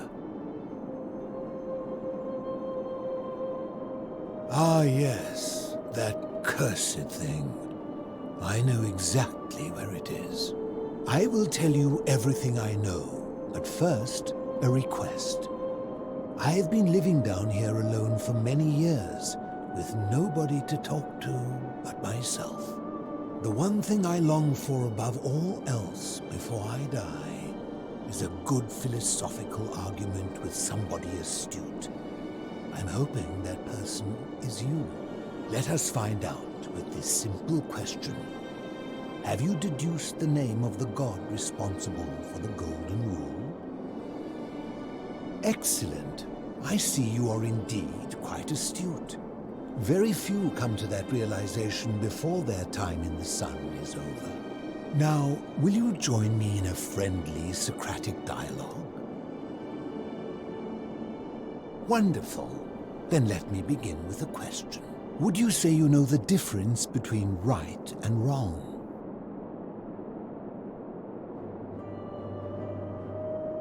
You are an overthinker too. We're the same then. It is probably why I became a philosopher. But if you struggle with right and wrong normally, then down here with the Golden Rule, surely your struggle can only have become more difficult. Well, that's reassuring. And the truth is, you're not alone. You see, out there in the world, being uncertain about right and wrong was acceptable, because our mistakes rarely had consequences. So we would tell lies and bend rules and turn a blind eye and rationalize, and yet still find a way to think of ourselves as good people. But under the Golden Rule, morality matters.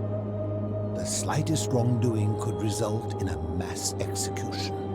So to navigate this maze, we would have to be certain about the difference between right and wrong. Wouldn't you agree? That is an excellent question, and it leads directly to my next line of inquiry. So let me ask you this. Is there one system of morality which is always perfectly correct, which you could follow in every situation and always do the right thing? How can that be?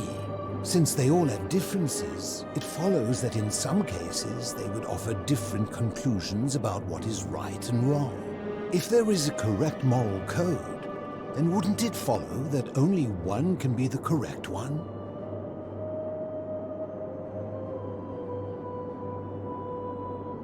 Are you sure? Or is it possible that humans simply haven't figured out the right system yet?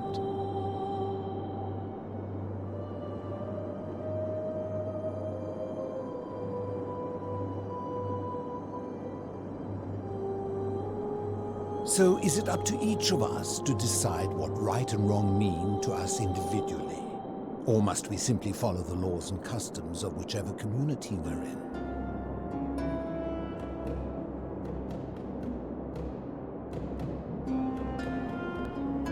So if a man feels that stoning to death his unfaithful wife is right, then is it right?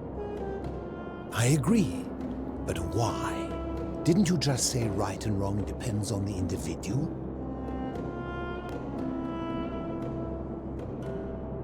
I see. So you get to decide right from wrong. The people who see things differently are not allowed. What makes you special? And that's a credit to you. It is the mark of a civilized person to change their position when presented with a superior argument. Good. Never discourage anyone who continually makes progress, no matter how slow. Would you say you know the difference between right and wrong?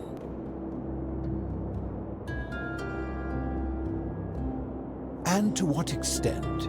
In every situation? So, you're not entirely confident. That is quite sensible. Indeed, I'm reminded of something Socrates once said. To paraphrase, better to know that you know nothing than to know nothing and think that you know. It is because knowledgeable people have learned enough to know they know very little in the broader scheme of things. You see, out there in the world, being uncertain about right and wrong was acceptable because our mistakes rarely had consequences. So we would tell lies and bend rules and turn a blind eye and rationalize, and yet still find a way to think of ourselves as good people. But under the golden rule, morality matters. The slightest wrongdoing could result in a mass execution. So to navigate this maze, we would have to be certain about the difference between right and wrong. Wouldn't you agree?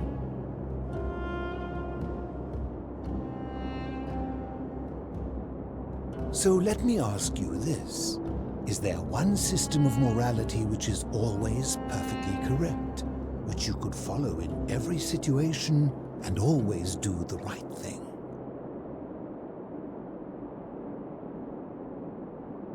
Let me guess.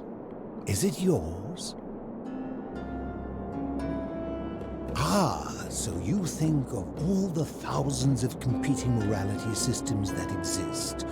All of them were wrong, except yours, which is always perfectly correct. And that's a credit to you.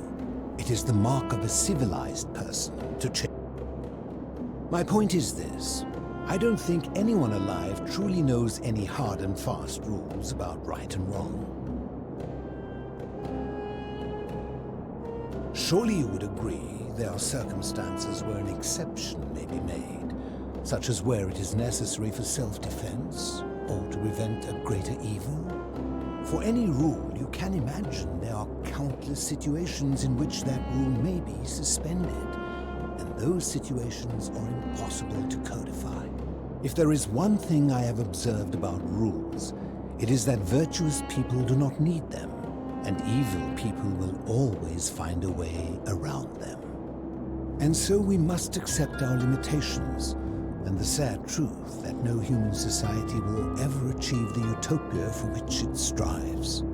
In mathematics, we would call it an asymptote, a line that can be approached but never reached.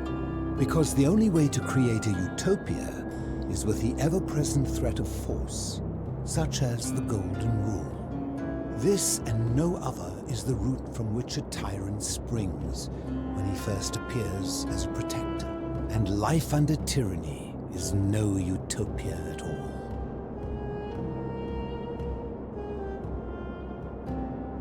I'm glad to hear that. In any case, thank you for humoring an old man. I would be happy to answer your questions. You mean, how did I end up living alone in this cave with nothing but these relics of the past for company? It's a long story. I was a quarrelsome young man. At 19, I left Corinth for Rome to study rhetoric at one of her finest academies, so I could argue more forcefully. Back then, I used to enjoy verbally sparring with everyone I could, and I was good. One night I found myself in a tavern, in an argument with a drunk mercenary. It became heated, he drew a gladius, and I won the argument, but lost my life. I woke up on the banks of the Styx at a campfire opposite Karen. Of course, I tried to persuade her to let me return, but even with all my skill, I failed. I settled in, made friends, and learned what I could, quickly realizing our little community faced certain death under the Golden Rule. So I began looking for a place to hide underground. Fortunately, I found this place waiting for me. You see, I was not the first to take refuge here. I returned to my friends above, persuaded them to join me, and 12 of us descended for the last time to live out our days hidden from Hades' tyranny. They're one and the same. The Romans call him Pluto, but long before that, my people called him Hades. My generation was wiped out, turned to gold, many years ago. My friends and I were able to avoid the same fate by hiding down here. I think it's safest to assume that if I was to return, Hades would realize that his furies hadn't finished the job, and he'd send them after me again. I fear that if you were to utter my name in the city, even by mistake, that Hades would hear you and know I am still alive. I'm afraid I am the only one left. There were 12 of us in the beginning, but one by one, my friends passed away. Some from malnutrition, others from madness and despair. It has been lonely. Before my unexpected visit from Kabash some weeks ago, I'd not seen another person in many, many years. Living in darkness is not without its challenges. The first challenge is diet. Fortunately, I found that eating fresh fish provides most of the nutrients I need. And sometimes, when there are Greek people living up above, I surface at night and salvage the offerings they've left in the temple of Demeter. The greater challenge is the isolation, so I like to imagine arguments, where I argue both sides. But, like so many things in life, arguments are better with a partner. As you wish. Ha! If I did, would I be living like this? Did we not discuss it at length already? Oh, I see. You're toying with me. Ha! You seek the plaque bearing the Egyptian inscription. It is a cursed object, and I would be happy to give it to you, if Kabash had not already taken it. I will tell you, but you may find him hostile. To prepare for your encounter, there are certain things you must know. Very few know this, but before the Romans came to this city, it was once entirely Greek. The architecture, the temples, and the people. When the Romans came, in typical fashion, They claimed it as their own, built over everything that could be built over, and renamed the things that could not. Thus, the Shrine of Persephone became the Shrine of Proserpina. And when they found an obelisk bearing the name Hades, they tore it off and replaced it with Pluto instead. And the city's dwindling Greek residents, witnessing this compulsive Roman conquest, decided to preserve what they could of their heritage. They gathered their art and valuables, secreted them away through the Temple of Demeter, and hid them here, out of reach of the Romans. However, there was one thing that always seemed out of place to me, and it is the very thing you seek. An even older plaque bearing an Egyptian inscription. We had no idea until years later when the first of my friends began to die. As a result of their deaths, we began to dig catacombs branching off from this cavern to lay them to rest. We extended the tunnel so far that we accidentally discovered another, an even older tunnel, which somebody had gone to great lengths to keep hidden. Suddenly it made sense why there was an out-of-place Egyptian plaque among our people's possessions. You see, we proud Greeks had thought the Romans beasts for stealing and corrupting our heritage. But it turns out this game has been going on much longer than any of us imagined. I think it is best you head through the catacombs and follow Kabash's trail. There are certain things you must see for yourself. Take this key. You'll need it to open the gate.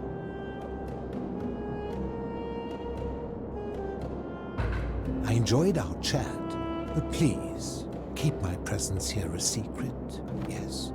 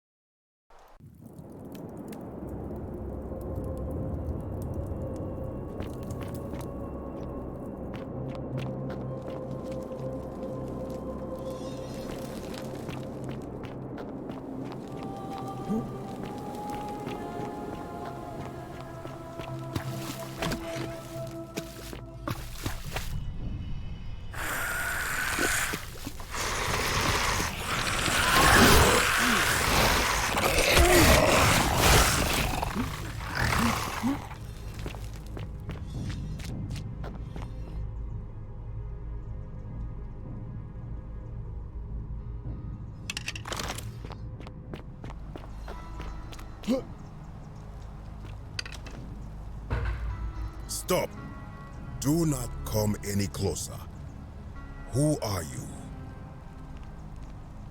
I am Kabash. And let me guess. Another Greek or Roman come to loot and plunder the resting place of my ancestors, To what end? That is welcome news. You really are not Greek or Roman, are you? I was planning to return it myself, but for now, I must remain. Here, take it, and restore the honor of Osiris.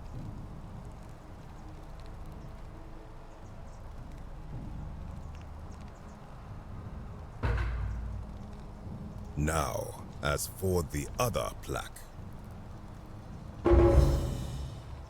Indeed, I have it right here.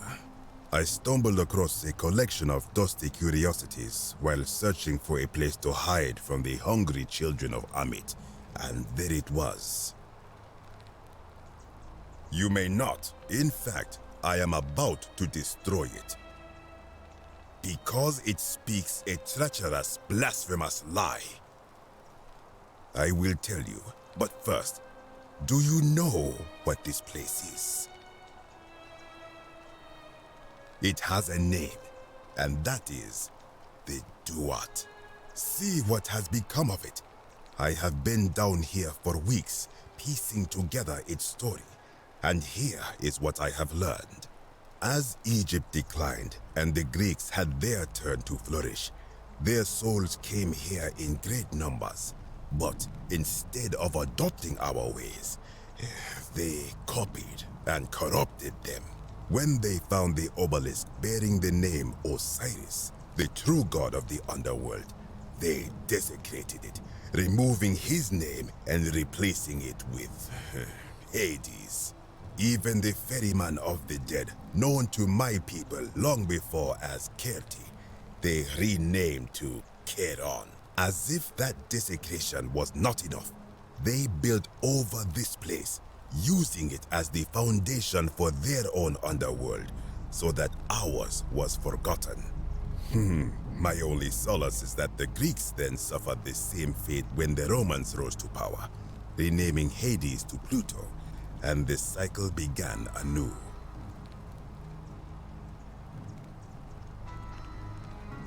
It is inscribed with a script I do not recognize, but it is ancient, almost as if it is older than the plaque bearing Osiris's name. But if that is so, it would imply the gods of Egypt are mere imitations too, copied and corrupted from an ancient people who prospered even before us, and that my people did to them what the Greeks and Romans did to us. But this, I cannot accept. I sense a deception. Perhaps it is the work of Set, the usurper, seeking to undermine Osiris once more.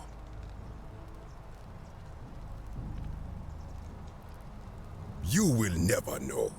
This work of sacrilege must be destroyed, thrown into the black abyss below in Osiris's name. You are too late. It is done.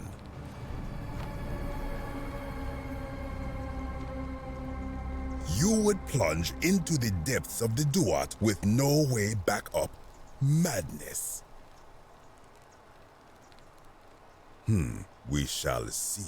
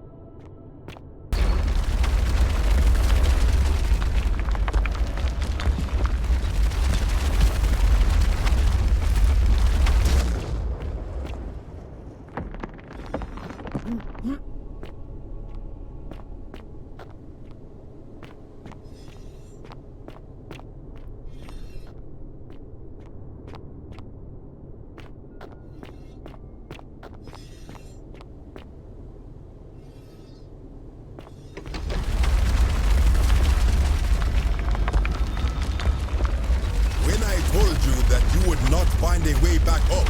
That was not a prediction. That was a promise. You will die here. I disagree. I warned you against coming down here, against perpetuating this sacrilege, but you persisted.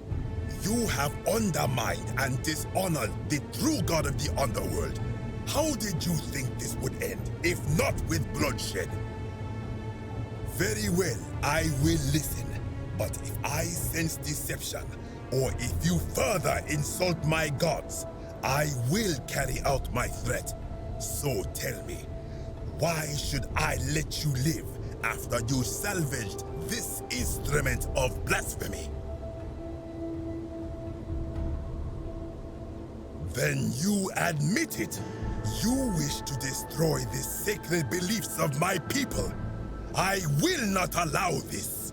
Many of my ancestors endured great hardship to live good lives so that we may descend to the Duat in death and be judged accordingly.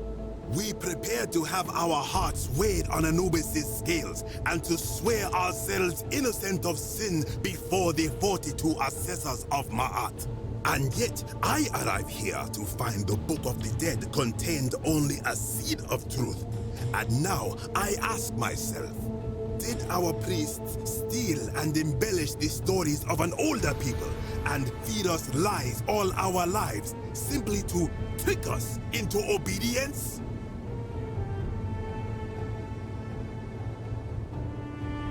Blasphemer!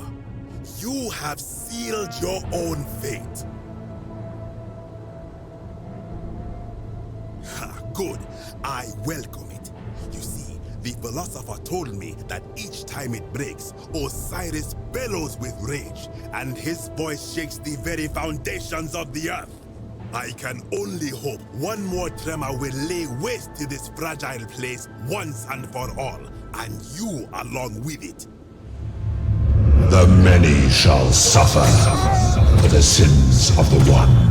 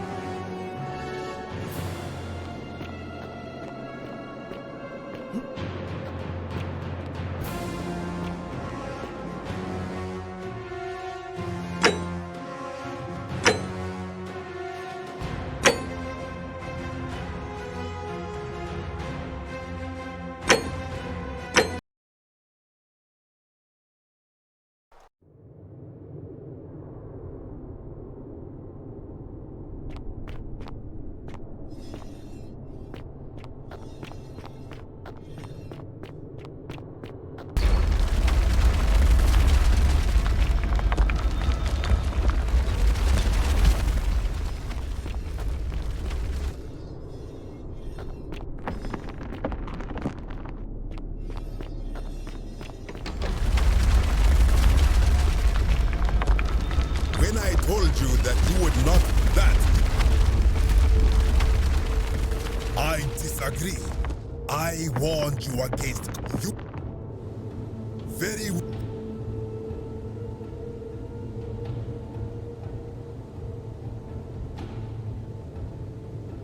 Why?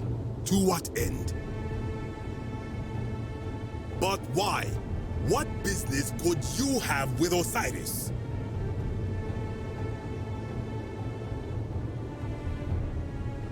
Blasphemous fool! You have sealed your own fate. Ha, good. I welcome it.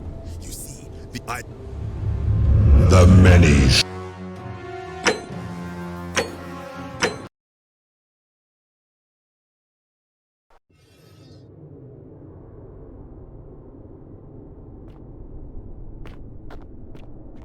When I told you that was a promise, you will. I disagree.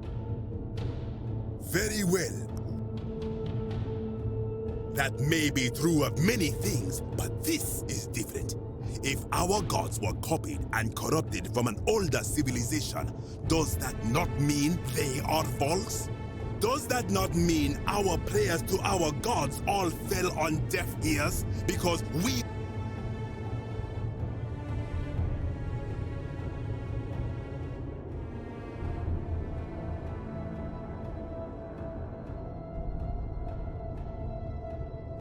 Then either I have been a fool all my life, or you are a demon speaking treacherous, blasphemous lies.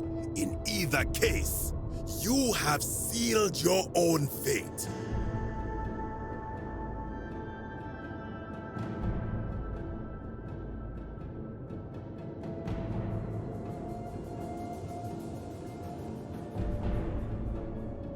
Ha, good. I welcome it. You see, the philosopher told me that each time it breaks, Osiris bellows with rage, and his voice shakes the very foundations of the earth. I can only hope one more tremor will lay waste to this fragile place once and for all, and you along with it. The many shall suffer for the sins of the one.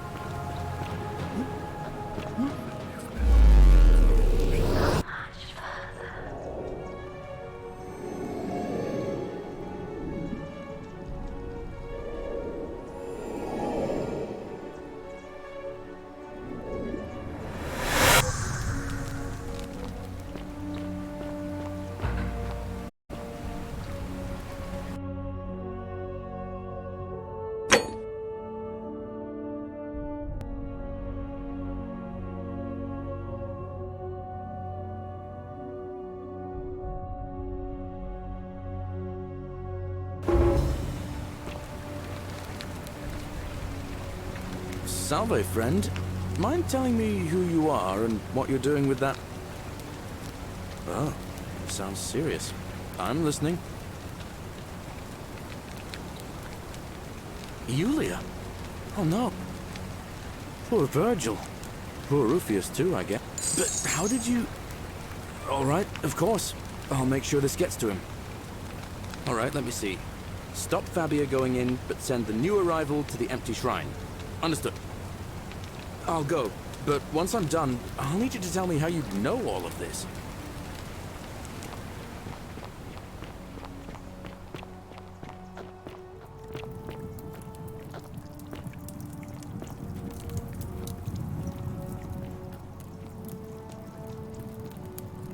Ah, you're here. I'm so glad you decided to visit. I'm Aurelia, and I hope I'm not being too forward, but the moment I laid eyes on you, I was intrigued. You're not like any Roman man I've ever seen. You seem so refined, so civilized.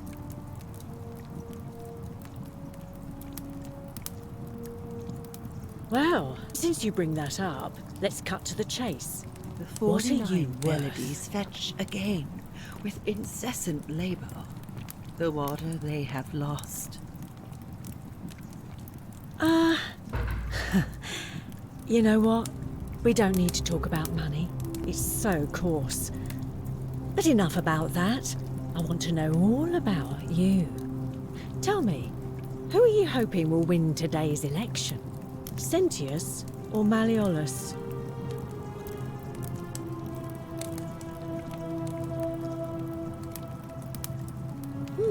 Good answer. Though it's no secret that I'm a Malleolus supporter. So, tell me, what do you like about him?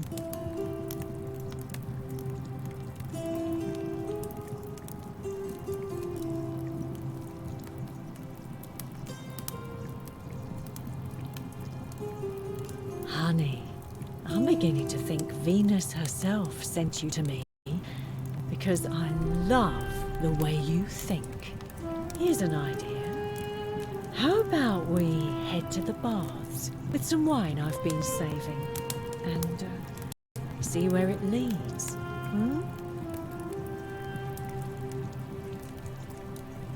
Oh, I see you know how to treat a lady. Here you go.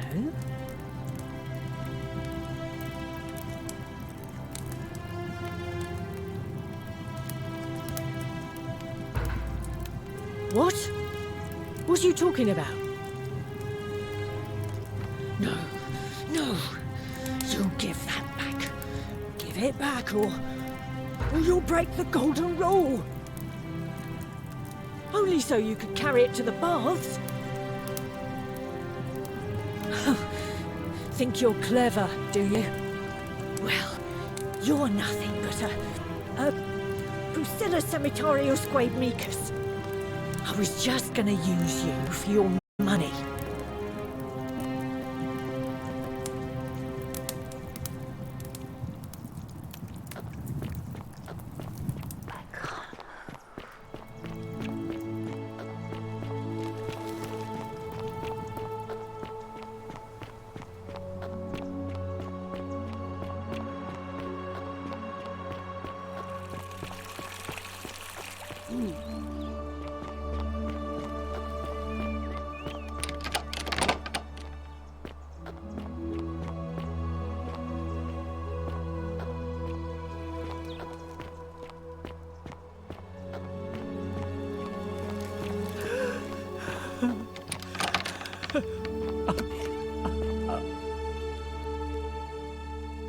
I'm not supposed to be in here. Talk. What business could you possibly have with me?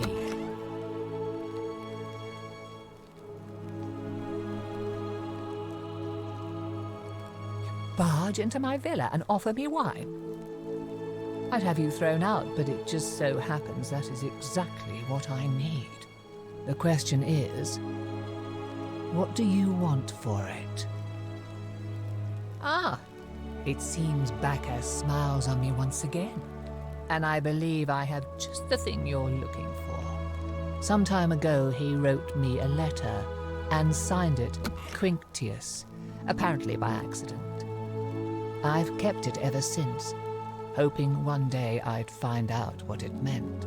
I'll happily show it to you for that wine. Thank you. Here's the letter.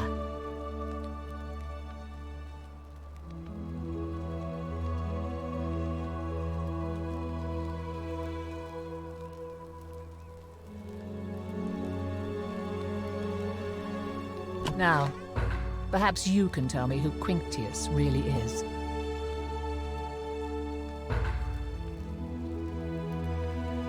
What? He's... Oh no, that's, quite a lot more serious than I imagined.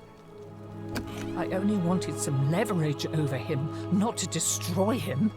Give me that immediately. Nobody else must know.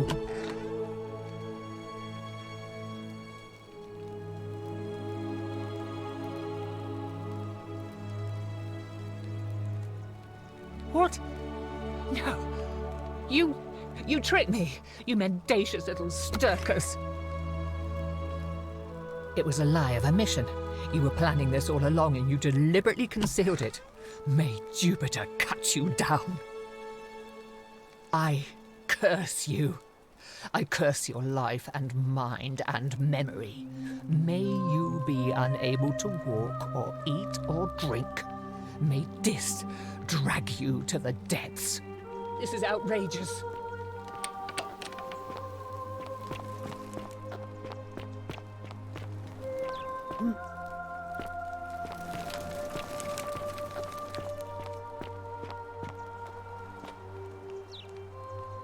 Domitius doesn't usually let anyone in here without a hefty tribute, so you must have been desperate to see me. Well, what do you want?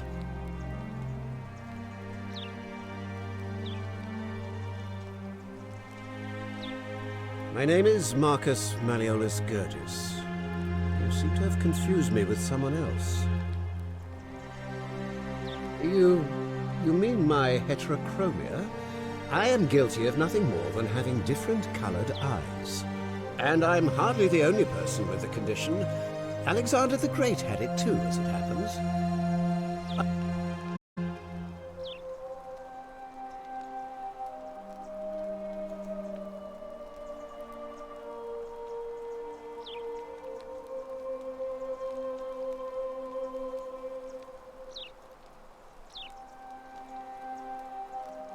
That's quite all right. I trust you can see yourself out.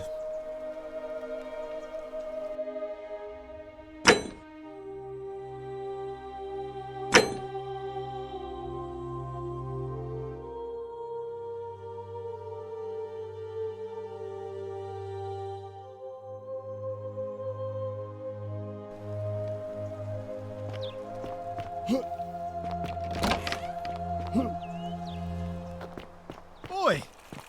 How did you get in there?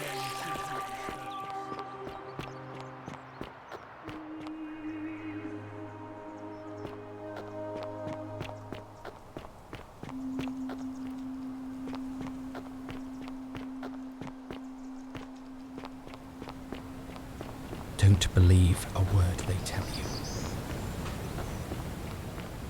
Fortune smile on you, bro. Salve again, friend. I went and did... How is it?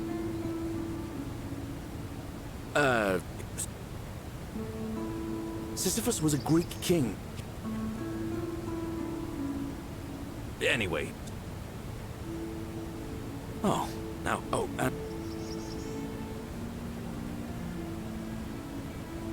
Salve again? No. I've bounced the idea around. And how could you... Oh, well...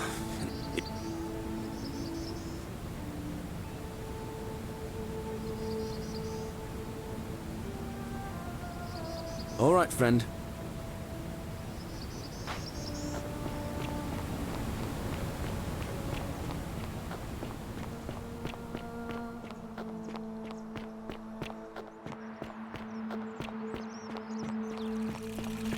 On your best behavior, I trust?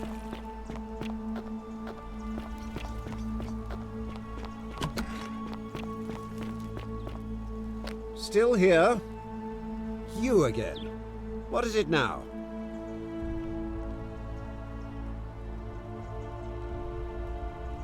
My name is... I liked it.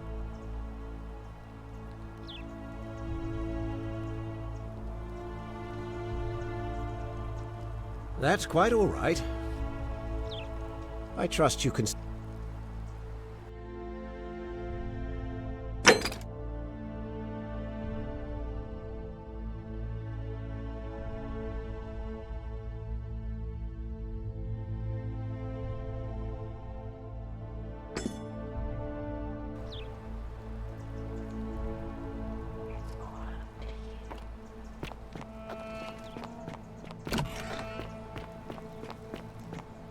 How come you're allowed a weapon and I'm not?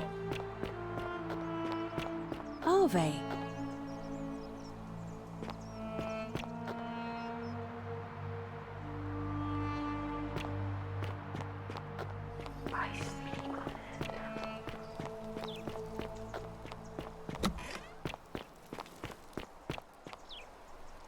You again.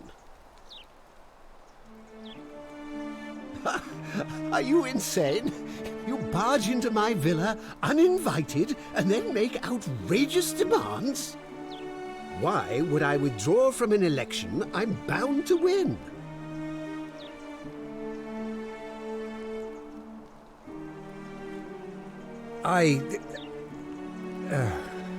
So, it finally caught up with me.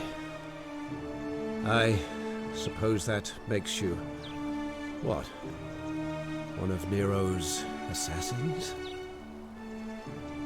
So, you're not going to kill me?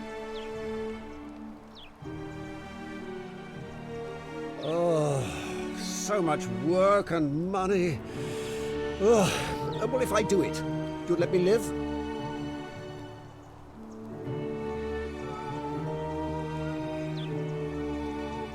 Fine. Ruling this cesspit of a city would have been beneath me anyway. I'll have Domitius notify the priestess of my withdrawal and release those two from debt bondage. There. You got what you wanted. Now, please, leave my villa and never speak to me again.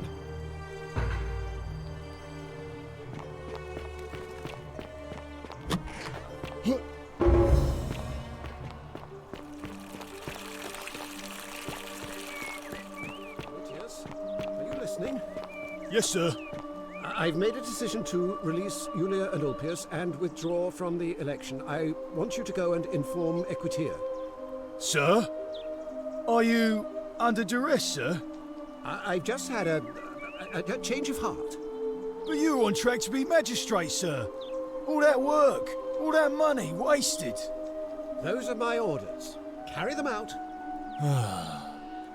As you wish, sir.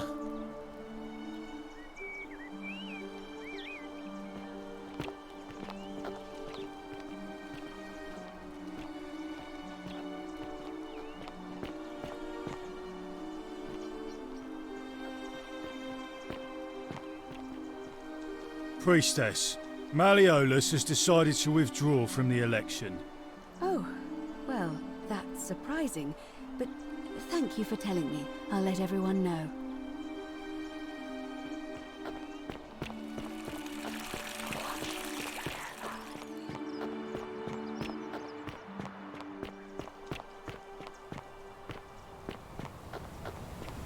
Don't believe a word they tell you.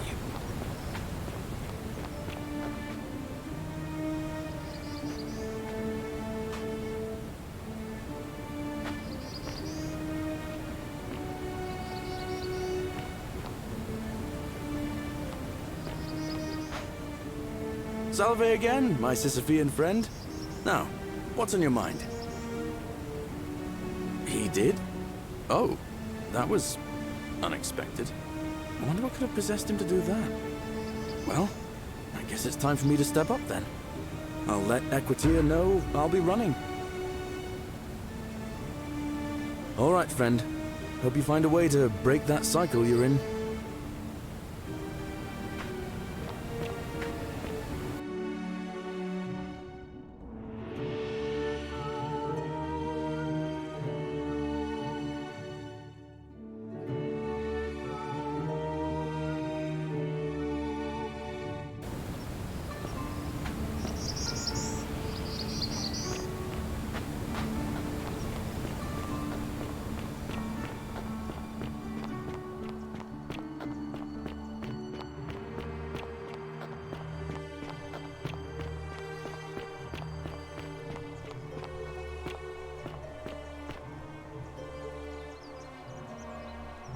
Name's Rufius. Better. See you around.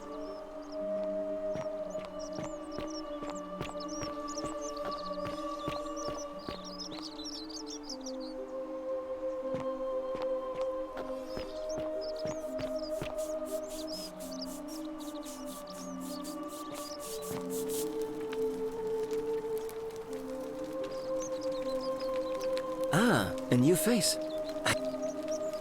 Galerius, definitely. He put an end to the notes and graffiti I've been receiving. All right. Nice to talk to you.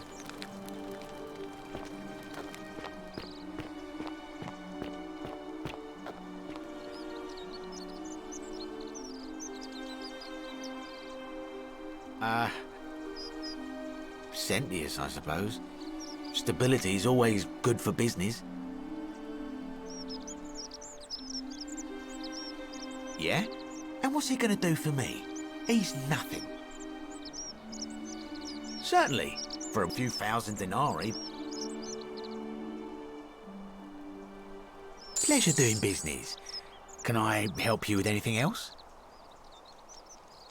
Very well. Another time.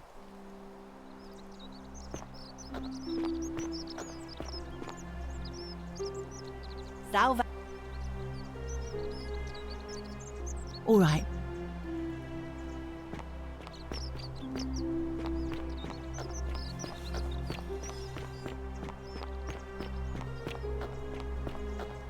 Isn't the great a new face? Ave, and may Vesta watch over you. I'm Equid. It must be it'll be between Sentius, the incumbent, and Galerius, the challenger. Why do you ask? As I said, I'm planning to hold it before dusk. But I suppose I could hold it sooner, if there's a good reason.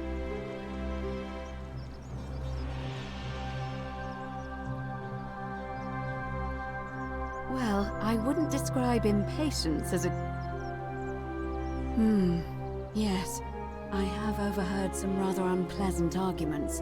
The last thing we need here is additional conflict. Very well. I'll get things started right away. Citizens, it is time. Let us meet to elect our magistrate. Time to go to the theater.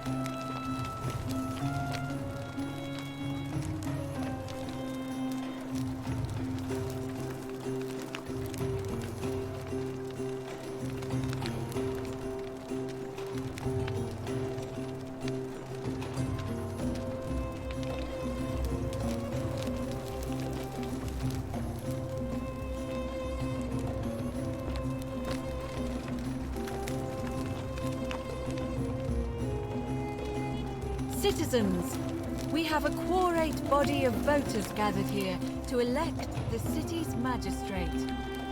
The candidates are Sextus Sentius Imperiosus and late nominee Gallus Galerius Helva. Marcus Malleolus Gurges withdrew his candidacy earlier today. As agreed, we shall dispense with ballots and candidates will abstain from voting. Let's make this quick. As I say your name, call your vote. I'll start with you, Horatius. Sentius, of course. Georgius. Galerius. He saved the life of my dear friend Fabia. Dacius. Galerius. Virgil. The man who put a stop to the threats I've been receiving. Galerius. Ulpius. Galerius, the man who saved my life. Rufius. The man who treated my rheumatism. Galerius. Citizens, you have made your decision. Your new magistrate is Gallus Galerius Helva. What? It has been decided. Magistrate Galerius, would you like to make a brief address? I just want to say, this isn't something I ever wanted. Now that you've put your trust in me, I'm going to do everything I can not to let you down. I'll need some time to put together a list of the changes I want to make around here. But I promise you, there will be changes. My first order is that Dooley is to be freed. Horatius, release him from his cell immediately. Please. Wait, do I need to say please? I suppose not. That's it. You can all get on with your day. Nothing else to see here. Move along.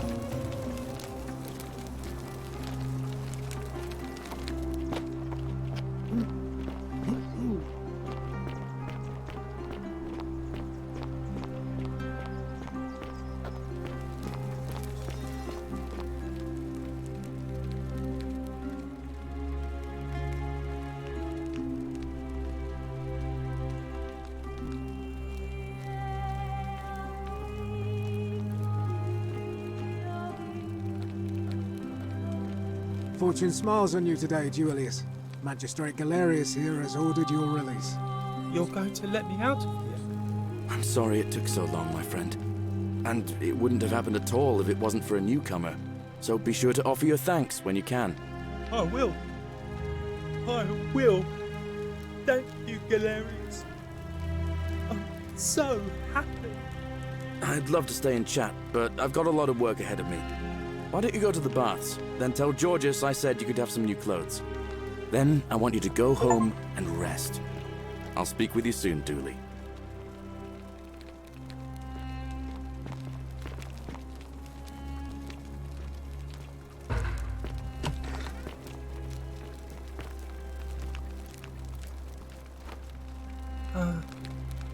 Hello? Oh, it is you. Then, thank you. You're a big helper. I was locked up, but then you can have my shiny plaque if you want, and maybe you can help me find my treasure. My friend Hannibal used to look after me, and he said he always would. But before that, he told me if anything ever happened to him, I had to find something very precious. He gave me a key to the cisterns and told me to keep it safe. He said there's something very precious way up high. Please help me find it. Please. I had to keep it a secret until I found someone I could trust. Oh, thank you. Here's the key.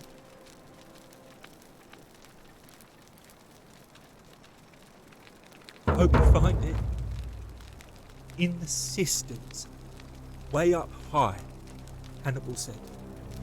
Oh, look over there. Something shining. Is it treasure? Maybe it is treasure. I can see it for myself. So pretty. And it's just lying out here in the open. Maybe nobody wants it anymore. Maybe no one will mind if I just take it. Don't you dare. The many shall suffer for the sins of the one.